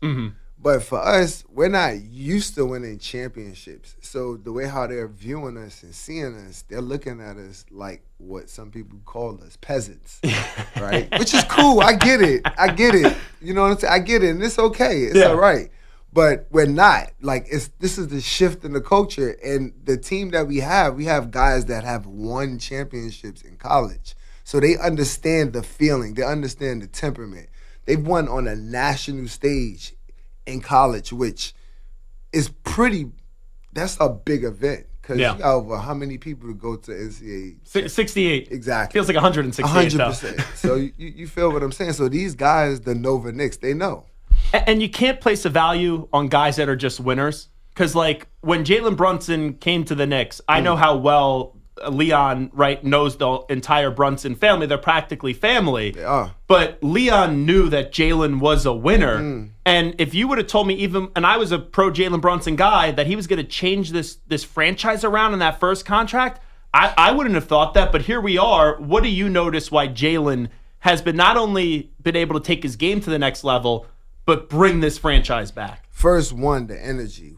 He has the spirit. He has a really good spirit. From just how he talks about his wife and his family. He loves his family. You know his situation. Rick, I played against his father. Yeah. I know him. It's hard to play against him. Always tough. Temple, wake up 5 in the morning. That's his style. John Chaney. John Chaney. You know what I'm saying? It's a mind frame. It's what it is. So he comes from that pedigree of grinding, working hard, getting up, putting in the work. So when I see a guy like that who says, I'm willing to take $50 million less to be able to really put it in place, it's old school style in what he's doing. Like, I'm not going out recruiting. If you come, you come. You know what I'm saying? And if we could build a team of guys who want to come and who want to be in this organization, we can literally build something around a guy like that. So one, he takes $50 million less. It shows where his mind is at and what he's thinking. Now he's on the basketball court dancing. So now he got all of the positive energy. I'm telling you, the basketball gods are going to be kind to us this year. This is our year. You think the Knicks are winning the championship this year? I believe we're winning the championship this year. So what would you say? Because Paul Pierce, right, he got online the other day and he goes, the Pacers are going to pop the Knicks, and the Knicks are just lucky that the Celtics got hurt. What would you say to Paul when you hear something like that? The little leprechaun was jumping around in our pocket, and now we put the little leprechaun in the back of our pocket. He's not jumping around and talking anymore when we walk forward. We don't see him anymore. Yeah. At first, we seen him when he was supposedly taking his walk. Yeah. I guess he took his walk. You don't buy he actually took the walk? I seen he was walking, right? He had a robe. I never saw no sweat. I never seen him barefooted. I never seen those shots. I mean, for me, if I say I'm going to do that, I'm going to do that and make it. I'm really going to film me walking 20 miles, right? You know what I'm saying? But that wasn't what it was. So it actually wasn't even funny anymore after I saw it. It would have been better if he pulled up in the wheelchair. Yeah. I mean, he's already spoofed himself on that, so why not just keep going? But you look at the Knicks, people will say, okay, they could get to the finals, but they can't win a championship. Why do you feel so confident they can win the championship this year? I feel like the basketball gods will be kind to us this year. We've committed ourselves.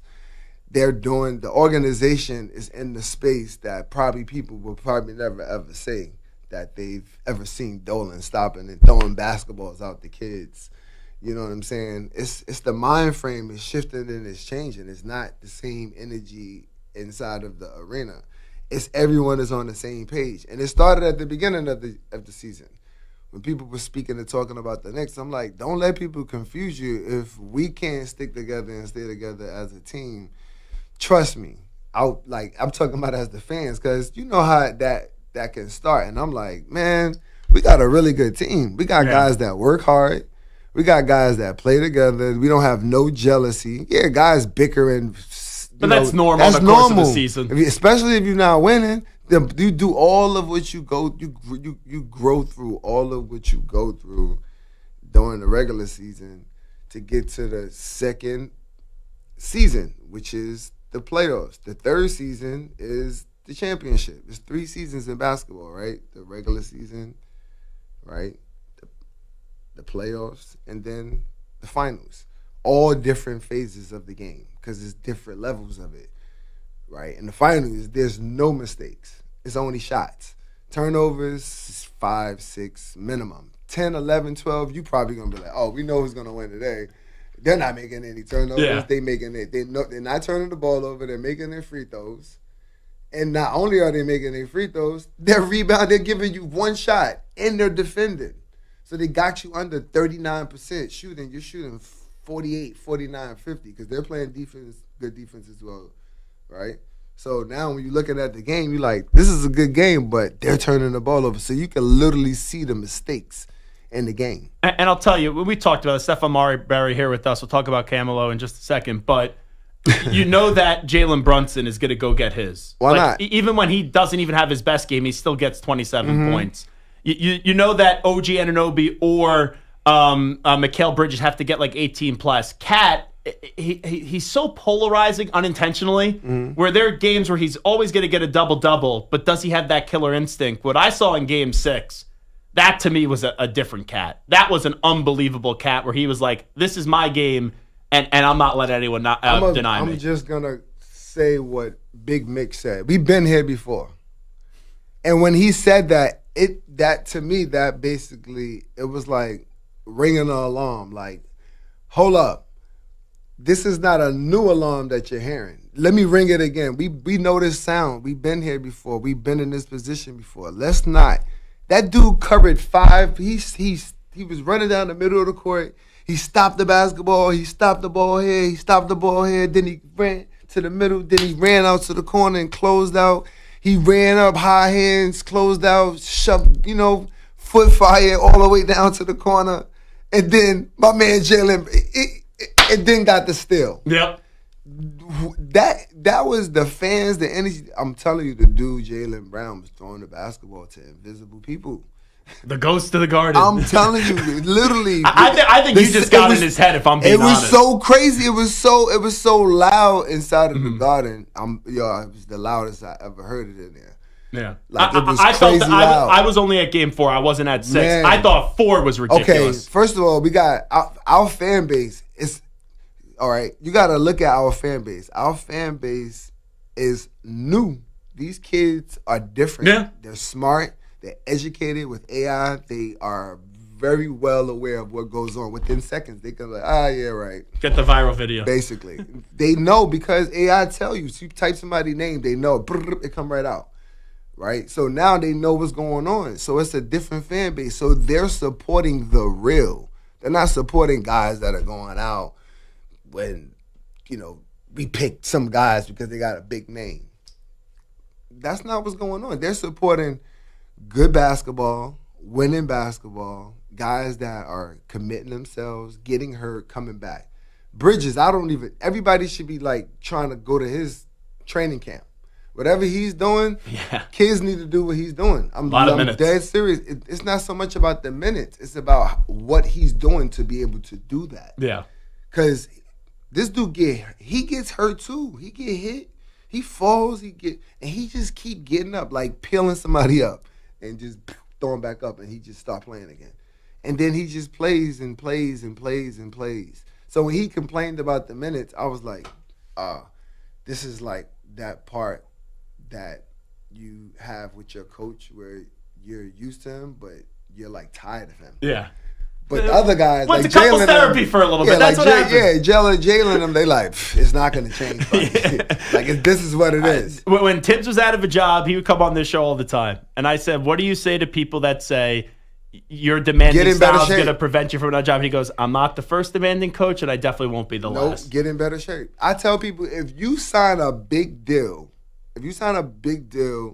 with an organization, and you know that this coach is known for practicing hard and he practiced long. Yeah. You're signing up for it. I don't want to hear anything else. You're signing up for it. Now, if you get traded to the team. Yeah. Okay. Which one he did, yeah. Okay, some guys, it happens. But guys that sign up for it, they already know what it is. And he wanted to come here. 100%. Yeah. So, and it wasn't him bickering. He was tired. His body was tired. And it happens. It happens. And what he do? He went out and hit a game winner.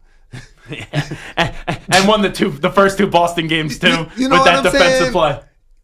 That dude bridges from the second half of Boston, the first game that we played Boston. Yeah. The second half, he never looked back. He had some up and down games. That's Phil. Just like Cat. All of them had to have Phil throughout the whole year. And in order for them to really understand each other as a whole, they had to grow through a whole season. So now they know character. They know when they get in certain situations. They know when they're in the locker room, who not doing this, who not doing that, who not really doing what they're supposed to do in the weight room. They governing each other because they really want to win. You can see that. Tell me what we got cooking with the Shades. Camelo, next wave of the future technology. The technology go from light to dark within 0.9 seconds. It's, we have it for baseball players. I went to the baseball game yesterday. I didn't get to see the game, but normally watching baseball players wear the glasses is pretty cool because they could wear them to warm up for, warm-ups when they throwing the ball back in practice or whatever, and they can listen to music so they can stay in their zone. Yeah. And then when the game starts, they could take those off and then they could put the shield on. And when they put the shield on, the shield is a lighter version, and this version is like for them to be able to move around, make plays, and do the things that they do when they're playing.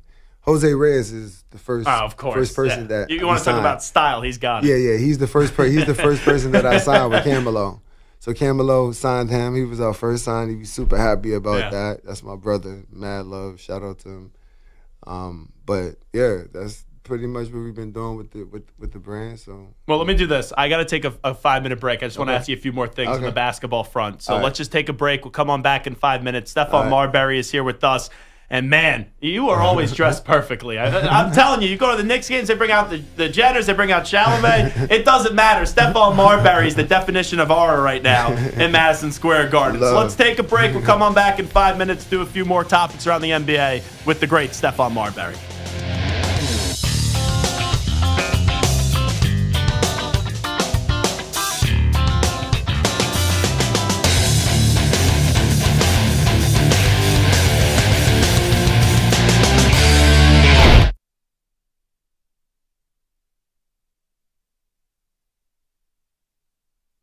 You're in a 5-minute break.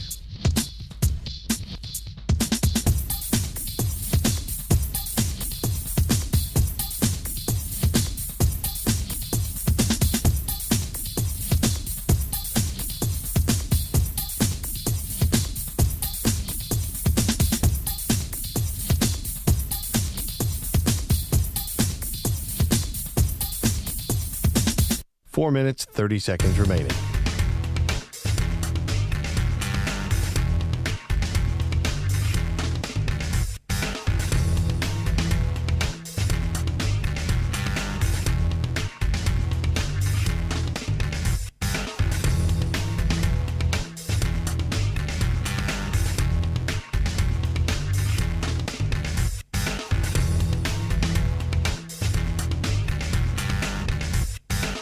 Four minutes remaining.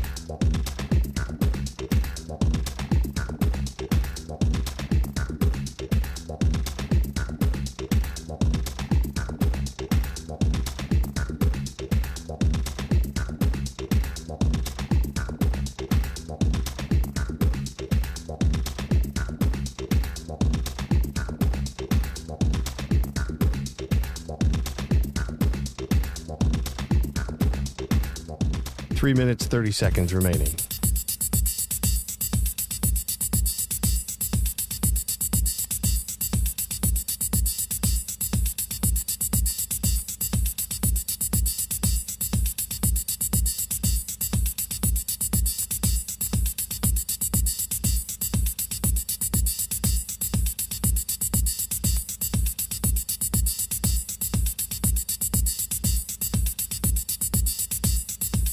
Three minutes remaining.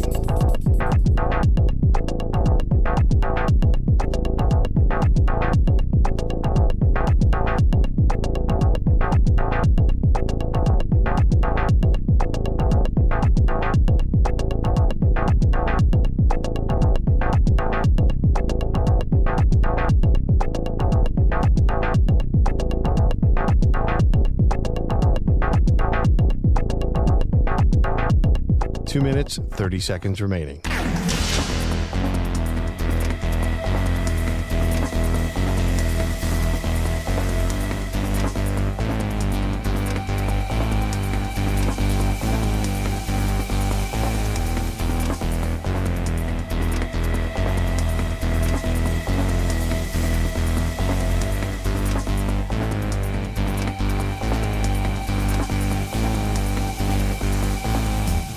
Two minutes remaining.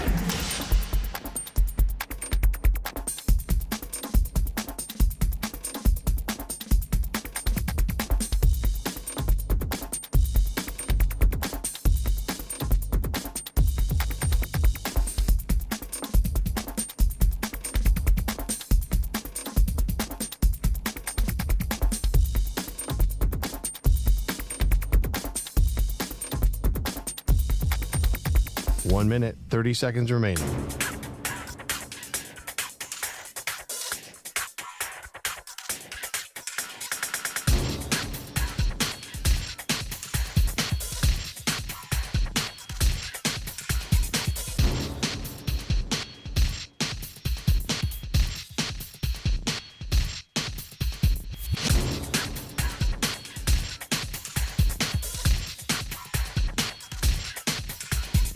One minute remaining.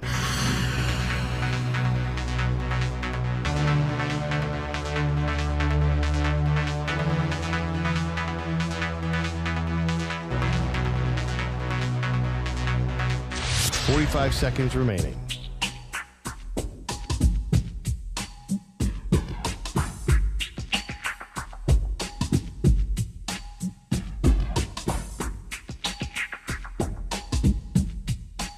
Seconds remaining.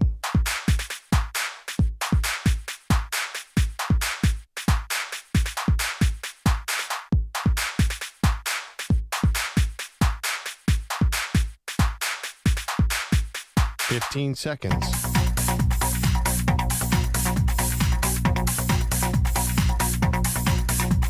Break ends in 5 seconds.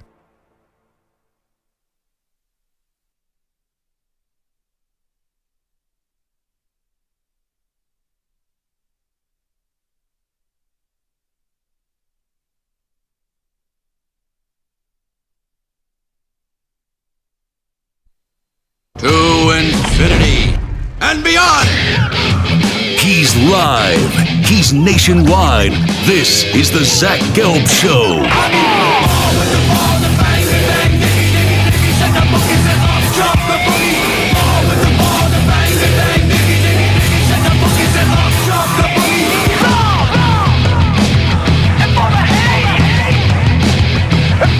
Here's your host, Zach Gelb. Alrighty, hour number 3 of our radio program. Stephon Marbury here with us once again. Make sure you get out of the shades right now. Camelo's an unbelievable look as Steph is here with us. Man, I feel like we're doing a show even during the breaks. You're watching ESPN. It's on in the studio. And the question right now, who's been the MVP of the playoffs so far? You're very opinionated on this one. Hey, I'll give Shea, I'll give it to him, even though it's like the Joker. It's like every year he's the MVP. Yeah, well, I think Shea's going to win this year. Yeah, this year. I mean, Shea definitely should get it this year. But, yeah, I mean, I got Shea winning the MVP. I got Jalen Brunson, first team All NBA. Easy, hands down. First team All NBA. Do you feel like Jalen still gets disrespected? I think Jalen's personality, because he's not about everything he's not about what everybody else is about. And I don't, even you look at his Instagram, he's it's subtle. It's not a lot of fans, but which will grow. But I think because people aren't used to his personality yet, but after he holds the trophy up, I think his personality is going to erupt. We'll see. I don't. He's so even keel. I think so. When I say erupt, like he's gonna be happy. Like he's not. I'm not looking at. When I say erupt, meaning like he's gonna speak. He's gonna talk. Like we worked so hard. We did this. People doubted us. This happened. Da da da da. Because you can't. You gotta use that as fuel, right? And that's basically what he's doing. He's using it as fuel when he hears people say he's too small and you're small when you played. I'm like, it's those kind of comments. They don't go nowhere. Those hit deep. Because it's You like, storm. yeah, because you're small. You're small. Like, so what did you do different when you were on the court that I'm not doing different? And I'm not. And I bring that up. It doesn't matter who said it. If it was said, I'm just saying as a small guard, I'm 6 foot.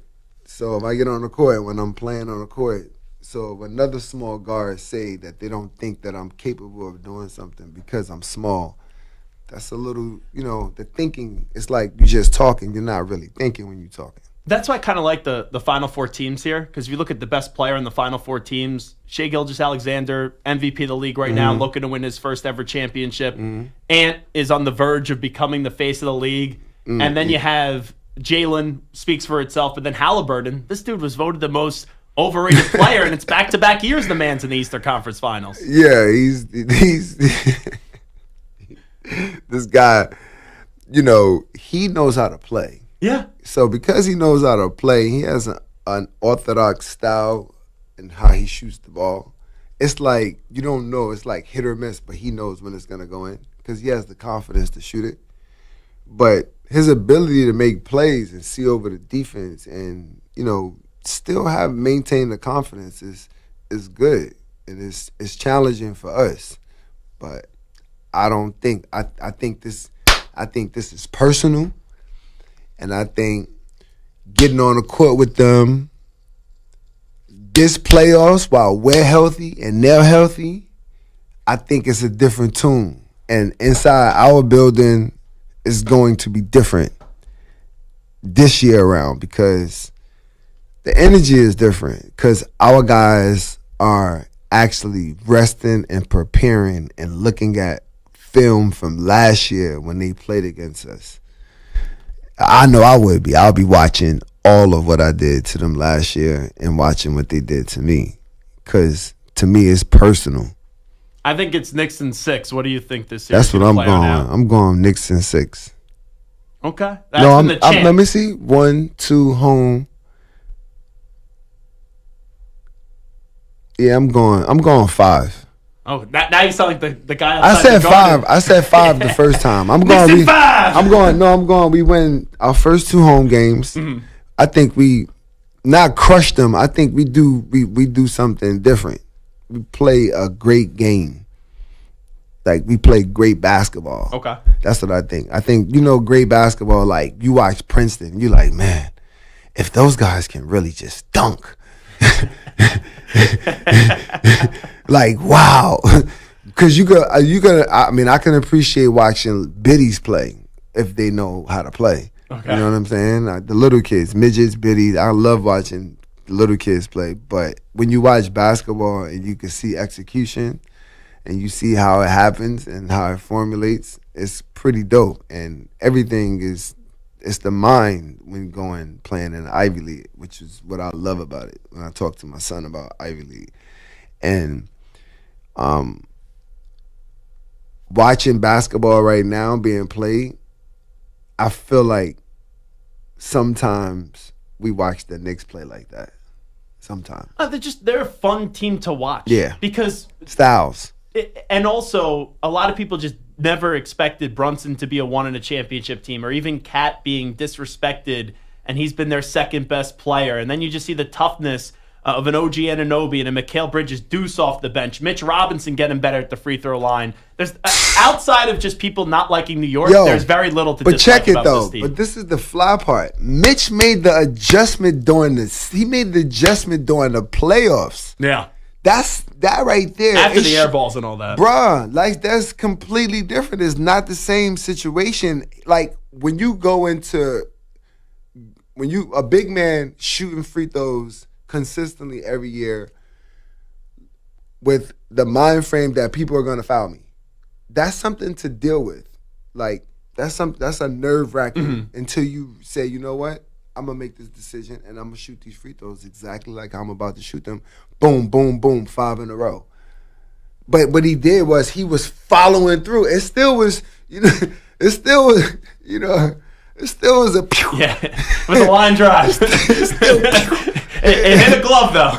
But, you know, he's tall, so it kind of went pew, but like, pew. You know, you can't speak to experience of this. As a big guy that was very bad at the charity stripe, so it it's doesn't okay, matter though. how it goes in as long as it goes in. Hey, Big Mix did it. Look, Big Mix followed me today. Yeah, he followed me did on IG today. I got a follow from I got a big follow from Big Mix today. Now you got to get a truck like his. You see his truck? It's after the crazy. game? I seen it yesterday. It was sick. When I seen it, I followed him. I was like, oh, this how we doing it out of the gate? Mitch and I are the same level now. Okay. But nah, it's good, man. It's seeing things like that. Yeah.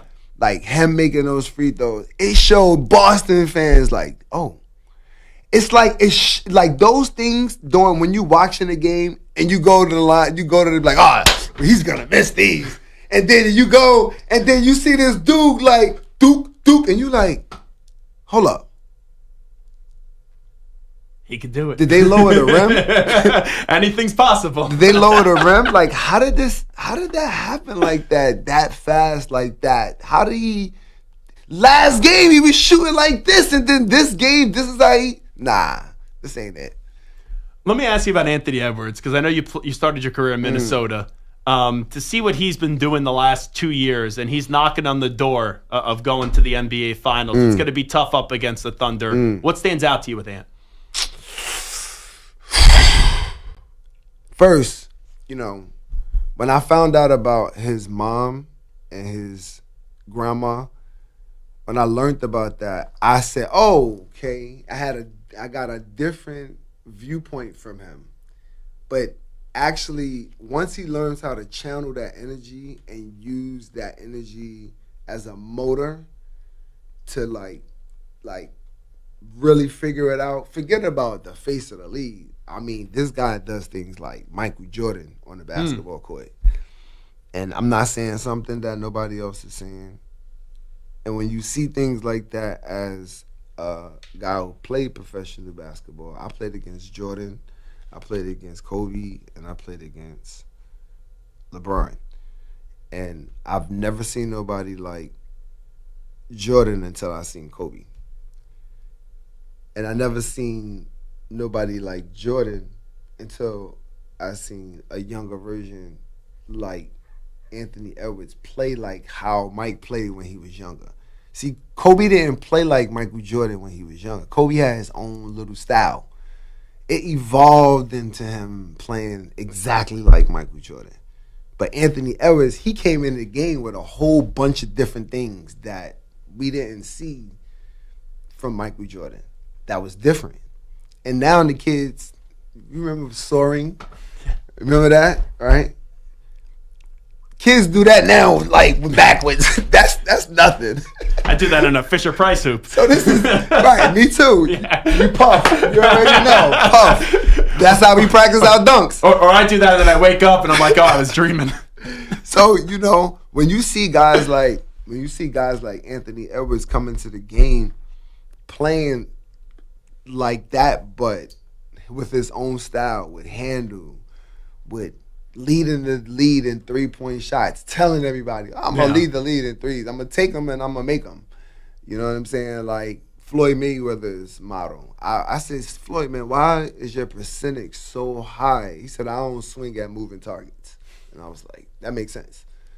You know what I'm saying? So when I see Anthony Edwards, I'm like, there's no limit. He makes it. I mean, only God can give him the ability, but he can be the vehicle to do some amazing things. Do you think they beat the Thunder? I feel like the Thunder the better team, but I'm not betting against Ant right now. The only reason why I would say the Thunder will beat them is because of that feeling that they felt last year when they were in the finals. I don't think this is a stop that they're playing. This is not a pit stop. Mm-hmm. This is not a pit stop. I don't look at them as them seeing Minnesota like that. And Minnesota is looking at them like, we here. Yeah. Second year in a row they're here. We're here for real. We're not, we're here. Which makes that an exciting Western Conference Finals. But when you look at this Eastern Conference Finals, first of all, there's no hype. First, Minnesota, and there's no disrespect to Minnesota, and there's no disrespect to Oklahoma. None. You think there's more hype for the Knicks and the Pacers? I don't think. Oh, I think there's more hype for Ann and Shea Gilgeous No. National hype. Not locally here, obviously. It's different. No. You don't understand. The Pacers, it's going to be a fight in Indiana. It's going to be a fight. And you got Reggie Miller doing the games. This is fun. This is different. But that's Ann and Shea going up against one another. It's one-on-one. That's two guys that's going to do that. This is, y'all bumped us last year. Our noise is making it violent all over the planet for everybody to know. You better watch this. Let me ask you here. Giannis. Do you think Giannis should force a trade now? Do you think he needs to leave the Bucks? Because I think they hit a dead end right now.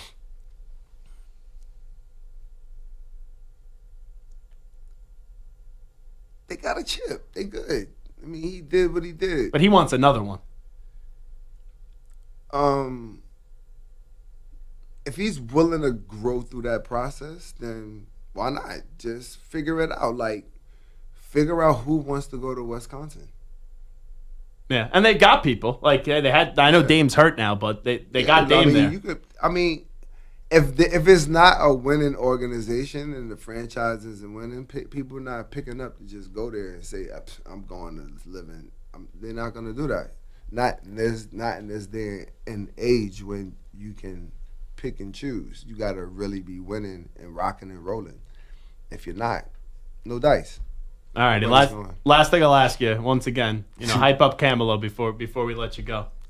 Check it out, Camelo.com. See different, be different, baby. The shades you just changed the colors on me like that. I have no clue where you're looking now. They different. And you roll up to the garden with those, and you got the hat on and everything. It's looking good. When you wear these glasses, right, and you are outside, if you have them like this, and the sun pops out, you just automatically just transition. There you go. Right. And these are the stylish kind. We have other kinds where you can play music. So when you're running, going for a jog, you can do the same thing, and you can talk on the phone. Play your music. So, yeah. Then we have another style, which we did with the Knicks collaboration. Mm-hmm. I see those at the Garden, yeah. Yeah, the Knicks collaboration, where it's prismatic, it's 4 different colors. So they go from pink, blue, clear, a light blue, which is pretty dope because it's never been seen before. It's the first ever. So we're pretty cool. We're pretty happy about that. It's cool. Guys like Bad Bunny wore the shades on Jimmy Fallon. Shaq plugged this. My big brother Tracy Morgan. Shout out to Big Morgan. He was like, "Yo, Steph, we gonna win. We gonna win. What it's gonna be with Boston? We gonna win a game." They say we're not even gonna win a game. Yeah, we won 4. This is. He's a big Knicks fan. Oh, yeah. Because he was like, "Yo, they keep saying that we're not going to win one game." Yeah. I was like, we're going to win one game. At least one. Come on. In fact, we're going to win a series. Yeah. He was like, "You think we could beat them?" I said, "Watch." I said, you just think about it. You watch when we played against them the last game we played of the year. And when we had them on the ropes, you know what they resulted to doing? Shooting more 3-point shots. I said we're gonna beat them. I'm like, if they don't got nobody that can get to the rack and draw a foul and really dance and get there every single time, where they could put pressure to be able to get into the penalty fast, they don't got nobody to do that. Pritchard, I love him shooting 3-point shots. I like actually when he makes shots because then he starts shooting from anywhere. But in the fourth, Derek White. Yeah, they just start shooting from anywhere. Look, fool's goal is real. The first 3 quarters, guys make a lot of shots in the first 3 quarters, but it's that last quarter We don't call him captain for nothing. He is Stephon Marbury. Steph, appreciate you coming on in. Thanks so much. Hey, thanks for having me. All righty. And by the way, best to your mom, too. Thanks, man. Yeah. Appreciate We'll it. take a timeout. We'll come on back after these short messages. You're in a 5-minute break.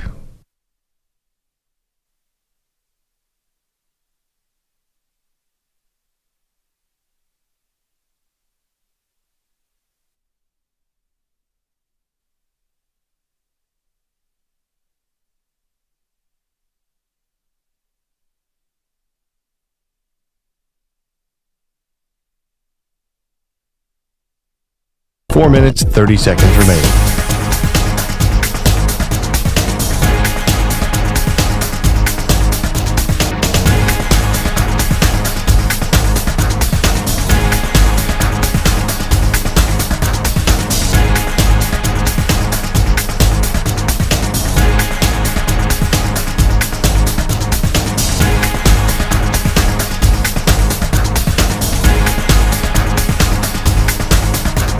Four minutes remaining.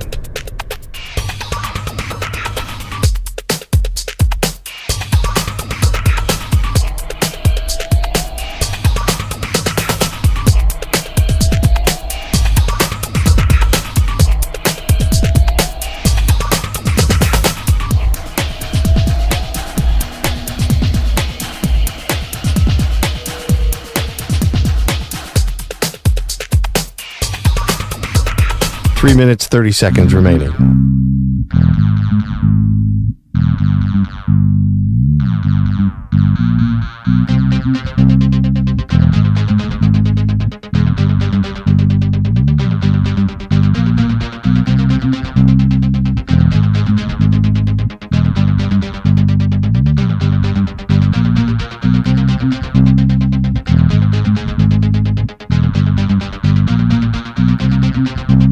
Three minutes remaining.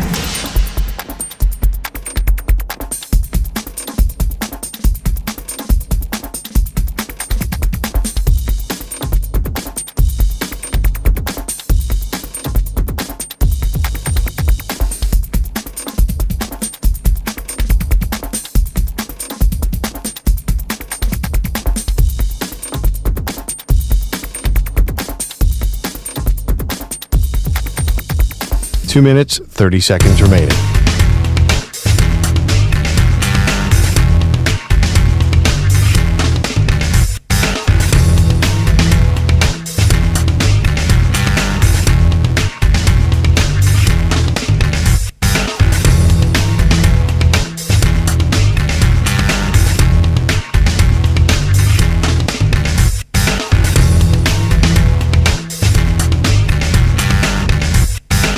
Two minutes remaining.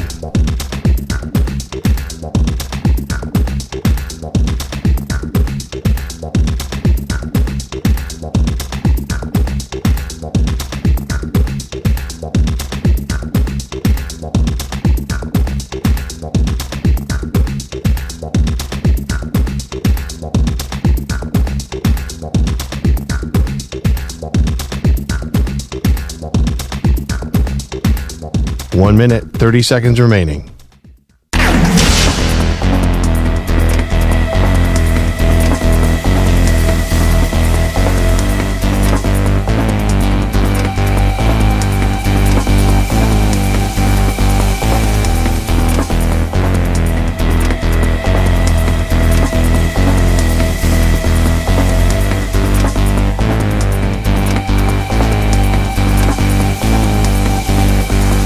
One minute remaining.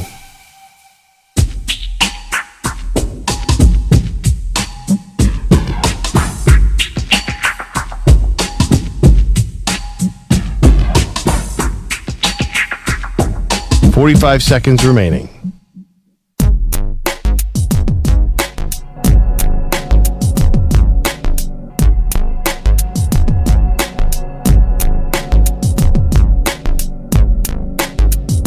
.30 seconds remaining.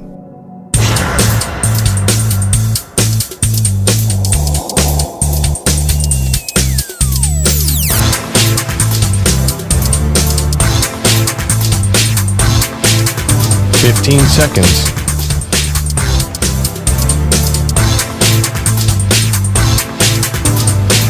Break ends in 5 seconds.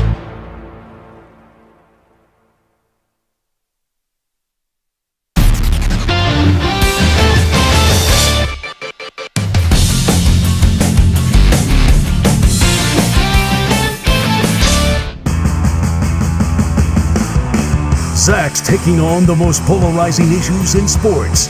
Which side of the line of scrimmage will he end up on? Offside. Defense number 69. It's Onsides, Offsides with Zach Gelb. Alrighty, welcome back in. It is Zach Gelb Show, the Infinity Sports Network. Fun 2 segments right there with Stephon Marbury. Stu, now we got a little onside, offside action. What do we got cooking today, my friend? All right, Zach. So the 49ers gave Brock Purdy a monster 5-year, $265 million deal that new reports say also includes a no-trade clause. Now, in his first 2 years after being the 2022 draft's Mr. Irrelevant, Purdy went 17-4 as his starter with 44 touchdowns and 15 picks. However, last year he went just 6-9 with 20 touchdowns and 12 interceptions. Onsides, offsides, Brock Purdy is a top 5 quarterback in the NFC. So the first 3 quarterbacks I think of when I think of quarterbacks in the NFC, in no order: Jalen Hurts, Jaden Daniels, Matthew Stafford. Those are the first 3 that I think of. Then after that, in the NFC West, I would say that Brock Purdy's obviously better than Sam Darnold, and he's better than Kyler Murray. So he avoids the rest of the NFC West. In the NFC South, I think Baker Mayfield is better than Brock Purdy. Michael Penix Jr. too early to tell. Bryce Young too early to tell. And obviously the Saints, we'll see if how their luck is with Shuck. So that's 4 right there. Baker, Stafford, Daniels, and then also Jalen Hurts. So then it comes down to really, do you go Dak? Do you go Jared Goff? Or do you go Jordan Love?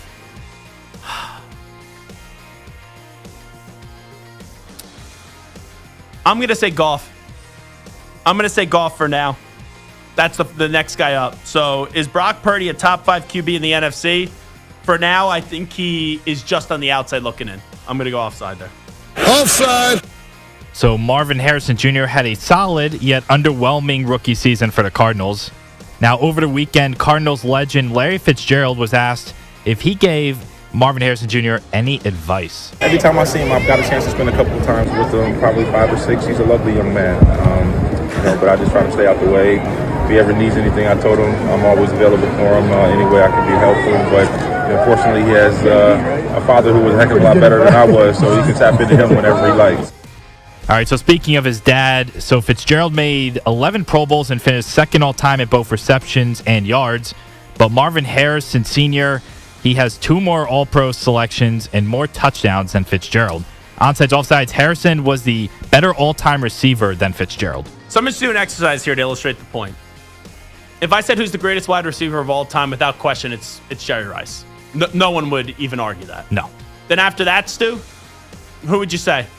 I would say Randy Moss, just because of the game-breaking ability, yeah. Mm-hmm. Would you then be able to give me the 3rd receiver of all time, in your opinion, and see if we're on the same page here? The 3rd all-time. See, that's kind of where I would get into the Fitzgerald-Harrison territory. Okay. I would say Terrell Owens. Yeah.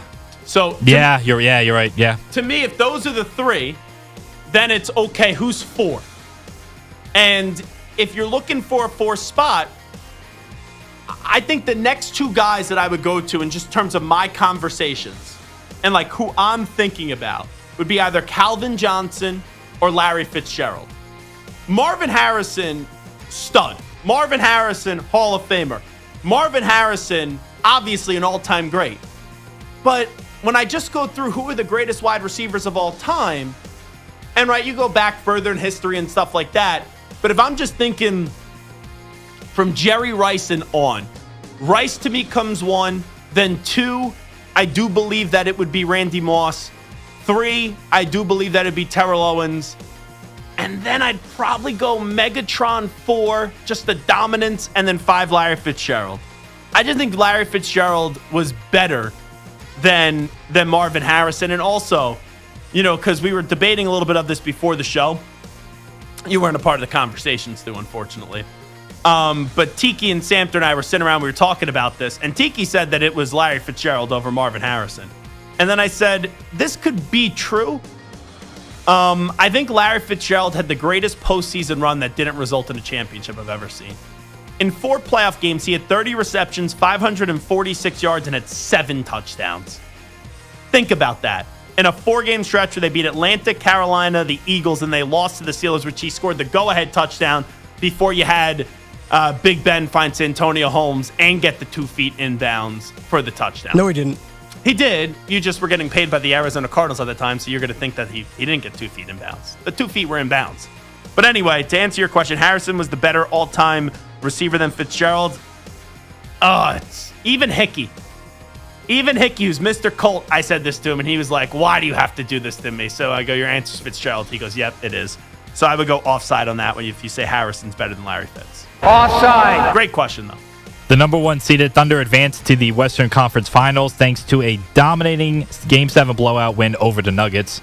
Now 26-year-old Shai Gilgeous-Alexander, who finished second in MVP voting last year and might win it this year, averaged 30 points in the series. Next, SGA will face Minnesota's 23-year-old superstar Anthony Edwards. So onside offsides, if you were building a roster, you would take SGA over Ant. Oh, boy. So SGA is going to win the MVP this year. He could be one of the coolest superstars in the NBA. And what I mean by that, I mean like in terms of temperament. Not an aura and everything. Because this dude is just so calm, and he just cooks people on the basketball court. But now this is back-to-back years where we've seen Ant-Man get to the finals, the conference finals. I know that SGA is about to win the MVP, but what Ant's doing right now in Minnesota, I don't know if this is a question here. I don't think it is. I actually think the Timberwolves are going to pull off the upset. I think we're going to see a Timberwolves appearance in the NBA Finals this year. So as much as I love SGA, he's one of my favorite players in the league, I would take Ant over SGA slightly. So I would go offside. Offside. Sticking in the By the way, Stephon Marbury, if I could just be honest, he is so freaking cool. He comes in with the shades, the hat, his cologne. I don't know what he was wearing, but the cologne smelled sensational. Daps me up and everything. And then he's like asking to record a video with me, and we're just talking like about the show he's on and all that stuff. And I love Steph. But I look so uncool next to Stephon Marbury. I felt very uncool next to him because of how cool that guy is. That guy just has a presence to him, Stephon Marbury. An aura to him. An aura, yes. Aura has been a big word today. I feel like I've used it at least 6 or 7 times in the show. 3 times in the segment, I believe. You have an aura about you, Stu. Is that right? Yeah, you do. That's what the YouTube chat says. Yes, they said you got an aura. You got a little smoke around you. All right, next question. So the Knicks also advanced over the weekend after crushing the Celtics in Game 6, leading by as many as 41 points. As the 3 seed, the Knicks will have home court advantage against the 4th-seeded Pacers, with New York winning the regular season series 2-1. Onside offsides, the Knicks will win the series and make the NBA Finals. On sides, Knicks in 6. That's what I think is going to happen. I believe they'll split the first 2 in Madison Square Garden. Then they'll split the next 2 in Indianapolis. Then the Knicks will win Game 5, and then they will win Game 6. I actually may be going to Game 6. And if you remember the last time I was trying to attend the conference finals, it was Lakers-Nuggets, where I had tickets for Game 5, and the Nuggets swept the Lakers. So now I believe management's going to be able to procure me a press credential to go there for Game 6. And I just hope that this isn't one of those situations where the series is over before 6. Then I'll just try to stop attending conference finals in the NBA. And I didn't have the good luck in the West. I want to see LeBron go up against the Joker. I got the tickets for Game 5. My brother-in-law and I were going. We were all pumped up. Nope, didn't happen. And that Game 4 was just a crazy ending. Now, in the Eastern Conference, we're trying to go to Game 6, which would be on May 31st. So we'll see if that ends up happening. I feel like that series will go 6, though. Don't you, Stu? I do. I think this is going to be a longer series. Okay. I'm going Knicks in 6, so the Knicks will win this series and make the NBA Finals on sides. All right, Scottie Scheffler won the PGA Championship yesterday thanks to an epic meltdown by Jon Rahm, who shot 5 over on the final 3 holes with a bogey and 2 double bogeys. Yeah, Scheffler is also just so much better than everybody else. It was Scheffler's 3rd major since 2022 and will extend his streak of consecutive weeks at number 1 to 139 weeks.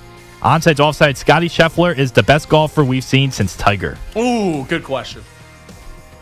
I'm going to say on sides, and here's why. I think he's the most dominant. Like Rory, there's always that like choker presence to him. Even when he won that Masters. And it's crazy because he has a career Grand Slam. You look at Phil, still doesn't have one leg of the career Grand Slam left. Scottie Scheffler on Friday, I told this story earlier, when he was 3 off the lead, I turned to my dad, and when we look at the leaderboard to see who we were liking headed in the rest of the weekend, I go, it's going to be Scottie, and we both agreed. So I think he's the most dominant golfer that we've seen since Tiger Woods. And you look, he already has 3 major championships, and he's 28, and he has 2 legs of the Grand Slam already done, and he's got the other 2 legs. Like, imagine if he won't do this year. I don't think he'll do this. Imagine if he wins the U.S. Open and the PGA Championship, and he already completes a career Grand Slam. Question is, can he get 1 more? Then you get 3 out of the 4 done. That would be just stupid. And quite frankly, if he didn't get arrested last year, maybe he would have won the championship too. Now, don't arrest him, and then you end up finding a way to win the PGA the following year. So I'm going to say onsides on that one. Caitlin Clark and the Indiana Fever opened up their season this weekend, destroying rival Angel Reese and the Chicago Sky by 35 points. Yeah. But during the game, Clark made a hard, flagrant foul on Reese, sending the former... A good basketball play. Yeah, sending the former LSU star into a rage and going after Clark. Now, after the game, Reese sidestepped questions. Angel, can you take us through the flagrant foul from your perspective? Just what you saw in that play, how you interpreted what happened. Basketball play, refs got it right. Go on. And Clark seemed to think it was overblown. Let's not make it anything that it's not. Too late. It was just a good play on the basketball. I'm not sure what the refs saw to upgrade it, and that's up to their discretion after watching the initial whatever happened during the play and then whatever happened after. We watch a lot of basketball. It's a take foul to put them at the free throw line or rather give up 2 points. I've watched a lot of basketball in my life. That's exactly what it was. I wasn't trying to do anything malicious. That's not the type of player I am. So, yes, wasn't anything like that. And I went for the ball, and that's clear as day in the replay. You watch it. It shouldn't have been upgraded, but again, that's up to the ref's discretion. So, onside, offsides, the Clark-Reese rivalry is the best in pro sports right now. Is that factoring in teams, or is that just factoring in individuals? I think it's just individuals. I would go offsides. The first one I thought of was Mahomes and Allen. That's what I would go with. So, offsides there. Offsides. The fact that we're even having a WNBA comparison to the NFL speaks wonders to the rivalry. The one thing I'll say, the one caveat is Mahomes and Allen like each other. It's a good rivalry now, hold on. the field. Now you got me craving kava, honestly. You said caveat. Now, have you ever had kava across the street? I have. It's a Very little delicious. expensive for my liking. It's Really? delicious. But I get a wrap, and it's like $20 almost. Welcome crazy. to the city, my friend. I know. You've lived here for a long time. I'll go to but go Rafiki's ahead. next door for $5. It's fantastic. Yeah, and then you'll have a bad stomach. When have I ever had a bad stomach issue while I was doing this show? Tell it me never another day happens. that ends in Y. Exactly. But for me, Caitlin Clark and Angel Reese legitimately don't like each other. Like Magic and Bird didn't like each other. And I feel like that animosity, the legitimate, non-fake animosity, makes it the most intriguing, interesting, real rivalry because they actually, first of all, they play against each other, offense, defense, whereas Mahomes and Allen, just their teams, they're never on the field at the same time together. Yeah. There's a legit anger and animosity there that goes beyond just them. It goes into the sport. It goes into college. It reminds me more of Magic and Bird than it does Mahomes and Allen. Yeah, I also think that Josh Allen says the right things down deep. If I'm Josh Allen, I would hate Patrick Mahomes. Jealousy, maybe, but not hate. I would really dislike him because he's the one guy that's preventing me from winning championships or a championship. All righty, but fair point. So the Clark-Reese rivalry is the best in pro sports right now. I'm still going to go Mahomes and Allen's offside. Offside. All right, the NFL Final Four is set. And after the West #1 seed Winnipeg Jets were sent packing in 6 games, the East top seed Toronto Maple Leafs were bounced in an ugly 6-1 Game 7 loss to the defending champion Florida Panthers. Now the Leafs, who 13 Stanley Cup wins, is second to only Montreal, haven't won or even been to the finals since 1967. and have now lost 7 straight Game 7s. Onside offsides, the Leafs championship drought is the worst in sports right now. It's pretty bad because they've had some great teams, especially as of late. I hate to just make this a Bills segment in back-to-back questions, but you're the Buffalo Bills. You've never won a championship, and you went to 4 straight Super Bowls. You couldn't get the job done, and now look how many legendary losses there's already been with Josh Allen as your quarterback. So is Josh Allen basically just Jim Kelly 2.0? So there, for starters, that's why I end up going offsides. Offside. But Canada hasn't won a Stanley Cup in a long, long time. Long time. That's a bad one. Edmonton's still alive, though. All right, last one. I did not write this, by the way. In the most important regular season series baseball has seen in decades, maybe centuries, and possibly ever. Man, it's wild how down and out the Yankee fan is, like Samter. The Yankees proved that they are, quote, New York's team, winning 2 out of 3 from, quote, little brother Mets. Who's the quote here? Is this from Samter? This is all Samter. Oh, okay. In the 3 games, Mets big free agent acquisition, Juan Soto went 1 for 10, 3 strikeouts, and 4 walks, lowering his average to 246 on the year to go along with just 8 homers and 20 RBIs. Onsides, offsides, the Yankees were better off letting Soto go and using that money to build out their roster. Letting him go. I love the wording there. Like, it was their choice to just, Juan, go, leave us. No, I know the Yankee fan is going to have a little parade here. They haven't won a World Series since 2009, so it's been some time. Hey, 86. Yeah, I know the Mets stink, but you're making the point right here. I'm very comfortable knowing what I am as a Met fan. You are concerned about the Mets even taking 2 out of 3. I've never seen you wear a Yankee shirt in my life. You're slacking us. You were the same guy that was like, I agree, don't contact us when we're not on work hours. You're slacking us last night on a Sunday night over a game that you probably watched 4 pitches. 7. Okay, 8. And you're wearing a Yankee shirt. Don't worry. When the Yankees lose in the playoffs, Sam will then start rooting for, the Dodgers. Right? Let's go Astros. You root for the Chiefs. Come on, let's go Astros. You are a gnat, all right? The Yankees are better off letting Soto go and use that money to build out their roster. Okay. The May championship, congratulations. The May piece of metal trophy. I'll go offside on this one. Offside. All righty, we'll take a break. Let's toss it to the latest sports flash here, Zach. Infinity Sports Network Sports Flash. Well, Fred Warner had 2 years left on his deal, but nothing guaranteed. That changed today with the perennial Pro Bowler signing a 3-year extension worth a total of $63 million. Over $56 million is guaranteed, making him the highest paid linebacker in the game. Nick Sirianni has a Super Bowl ring and now a new deal with the 43-year-old entering his 5th season. He'll be around for a while, getting a multi-year extension. The Eagles also brought back former Jets GM Joe Douglas to the front office.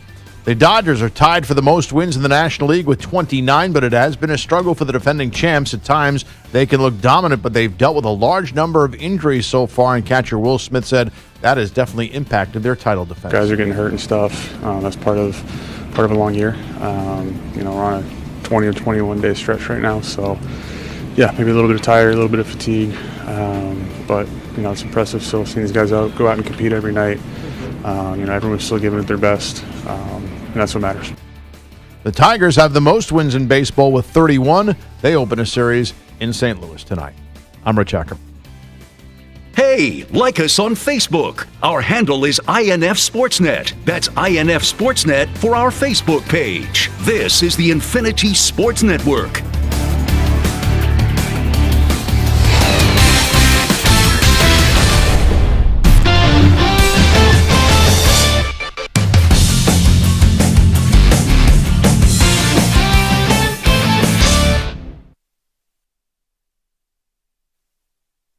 You're in a 5-minute break.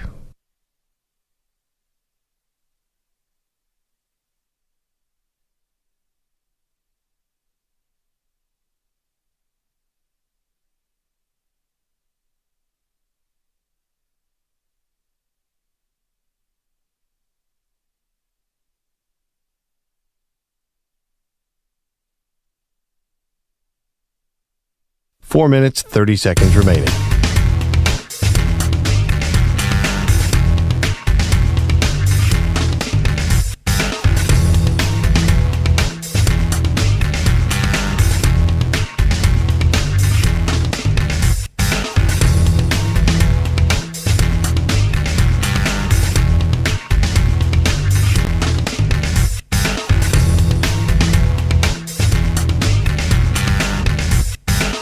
4 minutes remaining.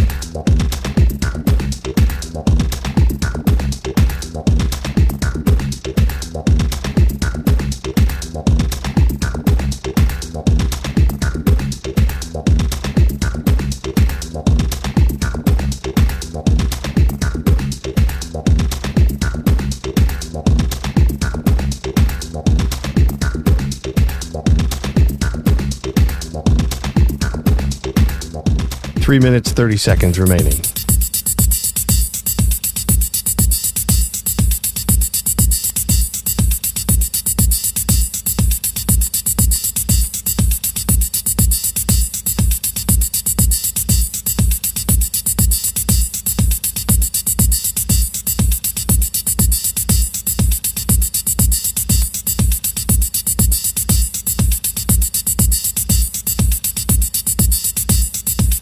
Three minutes remaining.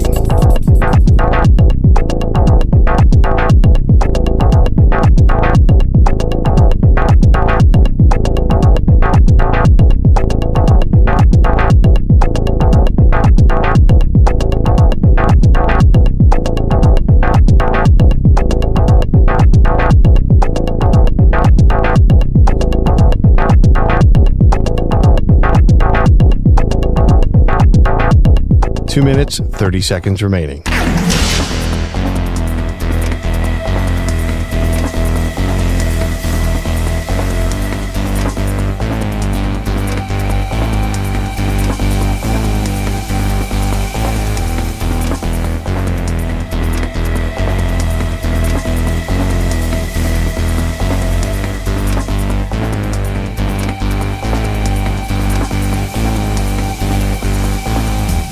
Two minutes remaining.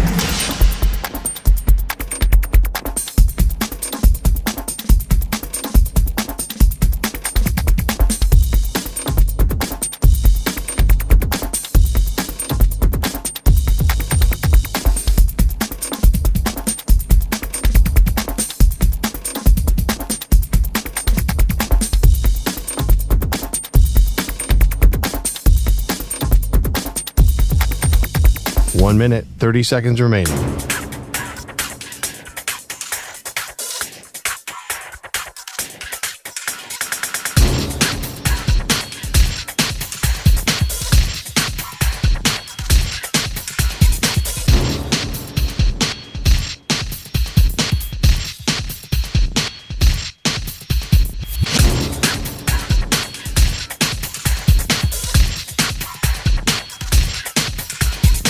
One minute remaining.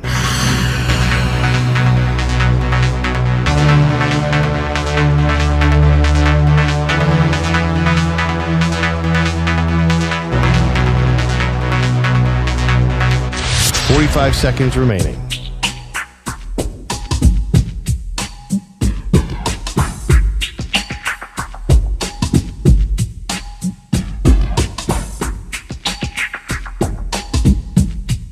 Thirty seconds remaining.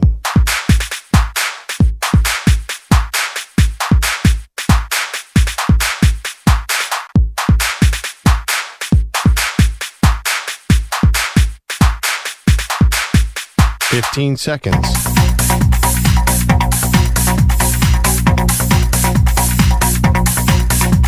Break ends in 5 seconds.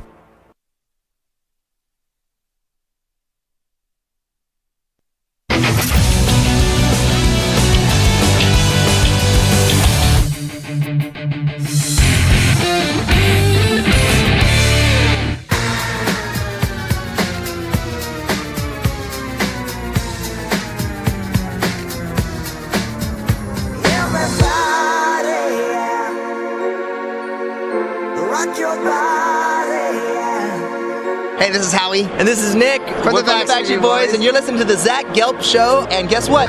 Zach is back. All right. He's live. He's nationwide. This is the Zach Gelb Show. Oh my God, we're All righty, this is Zach Gelb Show on the Infinity Sports Network. We are wrapping up shop here on this very, very, very, very busy Monday. It's time to answer Ask the Pros question of the day, and it's brought to you by O'Reilly Auto Parts. Brian in San Francisco says, Zach, Do you currently view Brock Purdy as a top 10 quarterback in the NFL? You can submit a question by tweeting at INFSports or at Zach Gelb using the hashtag AskThePros. Think O'Reilly Auto Parts for all your car care needs. Get guaranteed low prices and excellent customer service from the professional parts people at O'Reilly Auto Parts. Right now, I do not. I think he's just on the outside looking in. We'll do a little exercise here with some fringe quarterbacks. Clearly, like, Stu's not going to ask me, is Patrick Mahomes or Brock Purdy, who would you rather have? Like Mahomes, Josh Allen, Lamar Jackson, Joe Burrow, Jalen Hurts.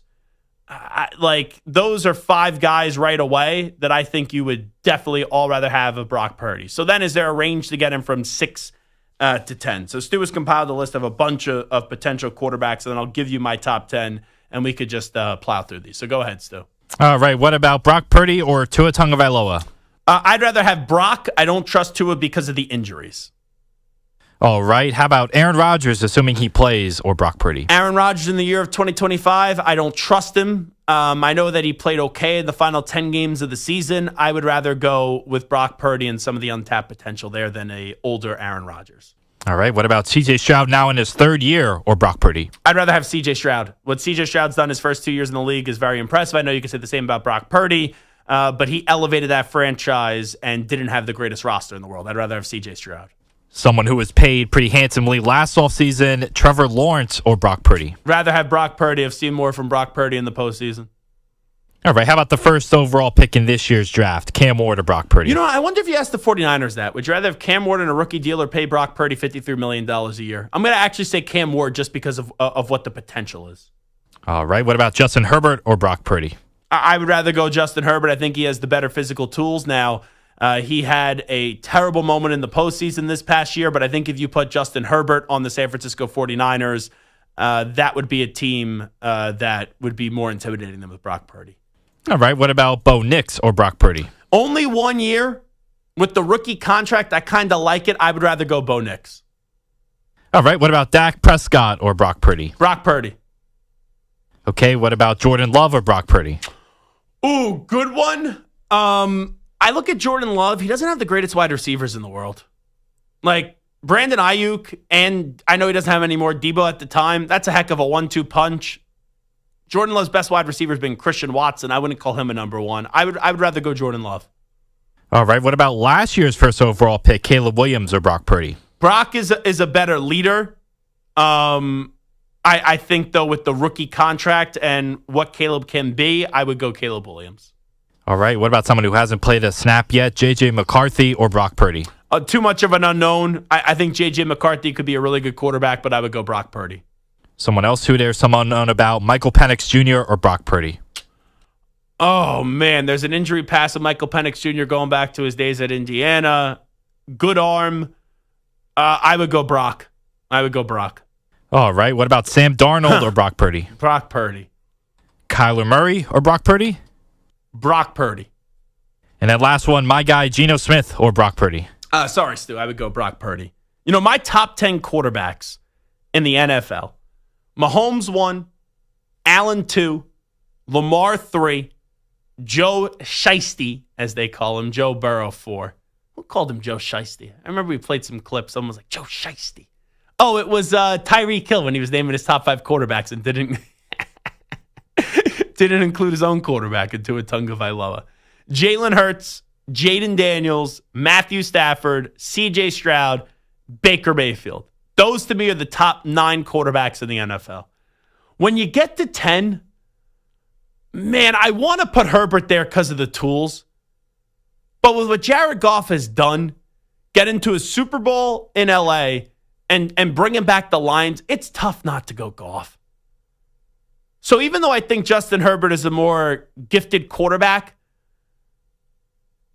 and I know if you asked me this 2 weeks ago, I probably would have said Herbert, but now I think I would go Goff. Is there anyone on that list, Stu, that you hear and you say to yourself, man, Brock Purdy got screwed over? Mahomes, Allen, Lamar, Joe Burrow, Jalen Hurts, Jaden Daniels, Matthew Stafford, C.J. Stroud, Baker Mayfield, Jared Goff. If I tell you those are the top 10 quarterbacks in the NFL, is there anyone that you would argue Brock Purdy is better than? I think the only one I could even try to make an argument would be Jared Goff, but even at that point, I would take Goff over Purdy. Yeah, and if you look at the argument, for Brock Purdy and Jared, both have got to a Super Bowl and lost. And like after that, Jared Goff has saved the Lions. Think about that statement. And that's the big question about Brock Purdy, where I think it's a feeling of just us not knowing. I think we all acknowledge, right, Brock Purdy is a good quarterback. I don't think anyone say he's bad. I don't think anyone say he's below average. I don't think anyone even call him average. Like, I think Brock Purdy, I think good. Now you got Brandon Ayuk coming off an injury, McCaffrey coming off an injury. You got rid of Deebo Samuel. You've had changes on both sides of the ball. Can you take that next step? That's the big question here with Brock Purdy. And I think this time last year, most people would have had him in the 8, 9, 10 range. Baker got more national respect. Jared Goff got more national respect. We saw some consistency from C.J. Stroud. And you had the emergence of Jaden Daniels in year one. And Jalen Hurts was in that top 10 conversation a year ago, now has solidified himself at 5. So there's just like the quarterback play in this league. I don't know how many great quarterbacks there are, but there's a lot of good quarterbacks. And there's always that question there about the 49ers. How many guys can you throw into their situation and them have success?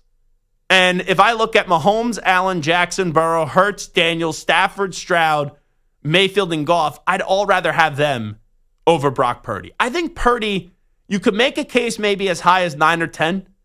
I think the lowest you could probably go is 13th or 14th, but like people think 14th, that's like a slap in the face. It's really not.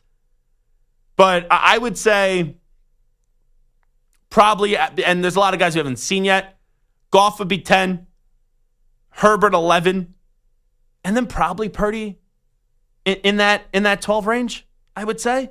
Now, there's other guys on the list that said I'd rather have them over Purdy that I didn't put in there. I just got to see more. Like, I can't say right now Cam Ward's a top 12 quarterback in football. Or Bo Nix, right? You know, Jordan Love, you could get into that debate too. So, I think he's in that range of anywhere from 9 to 13, Brock Purdy. Now it's this time next year, how high up on that list are you going to be? We'll talk to you tomorrow, everybody. Be out. Bye-bye. Peace. Thank you.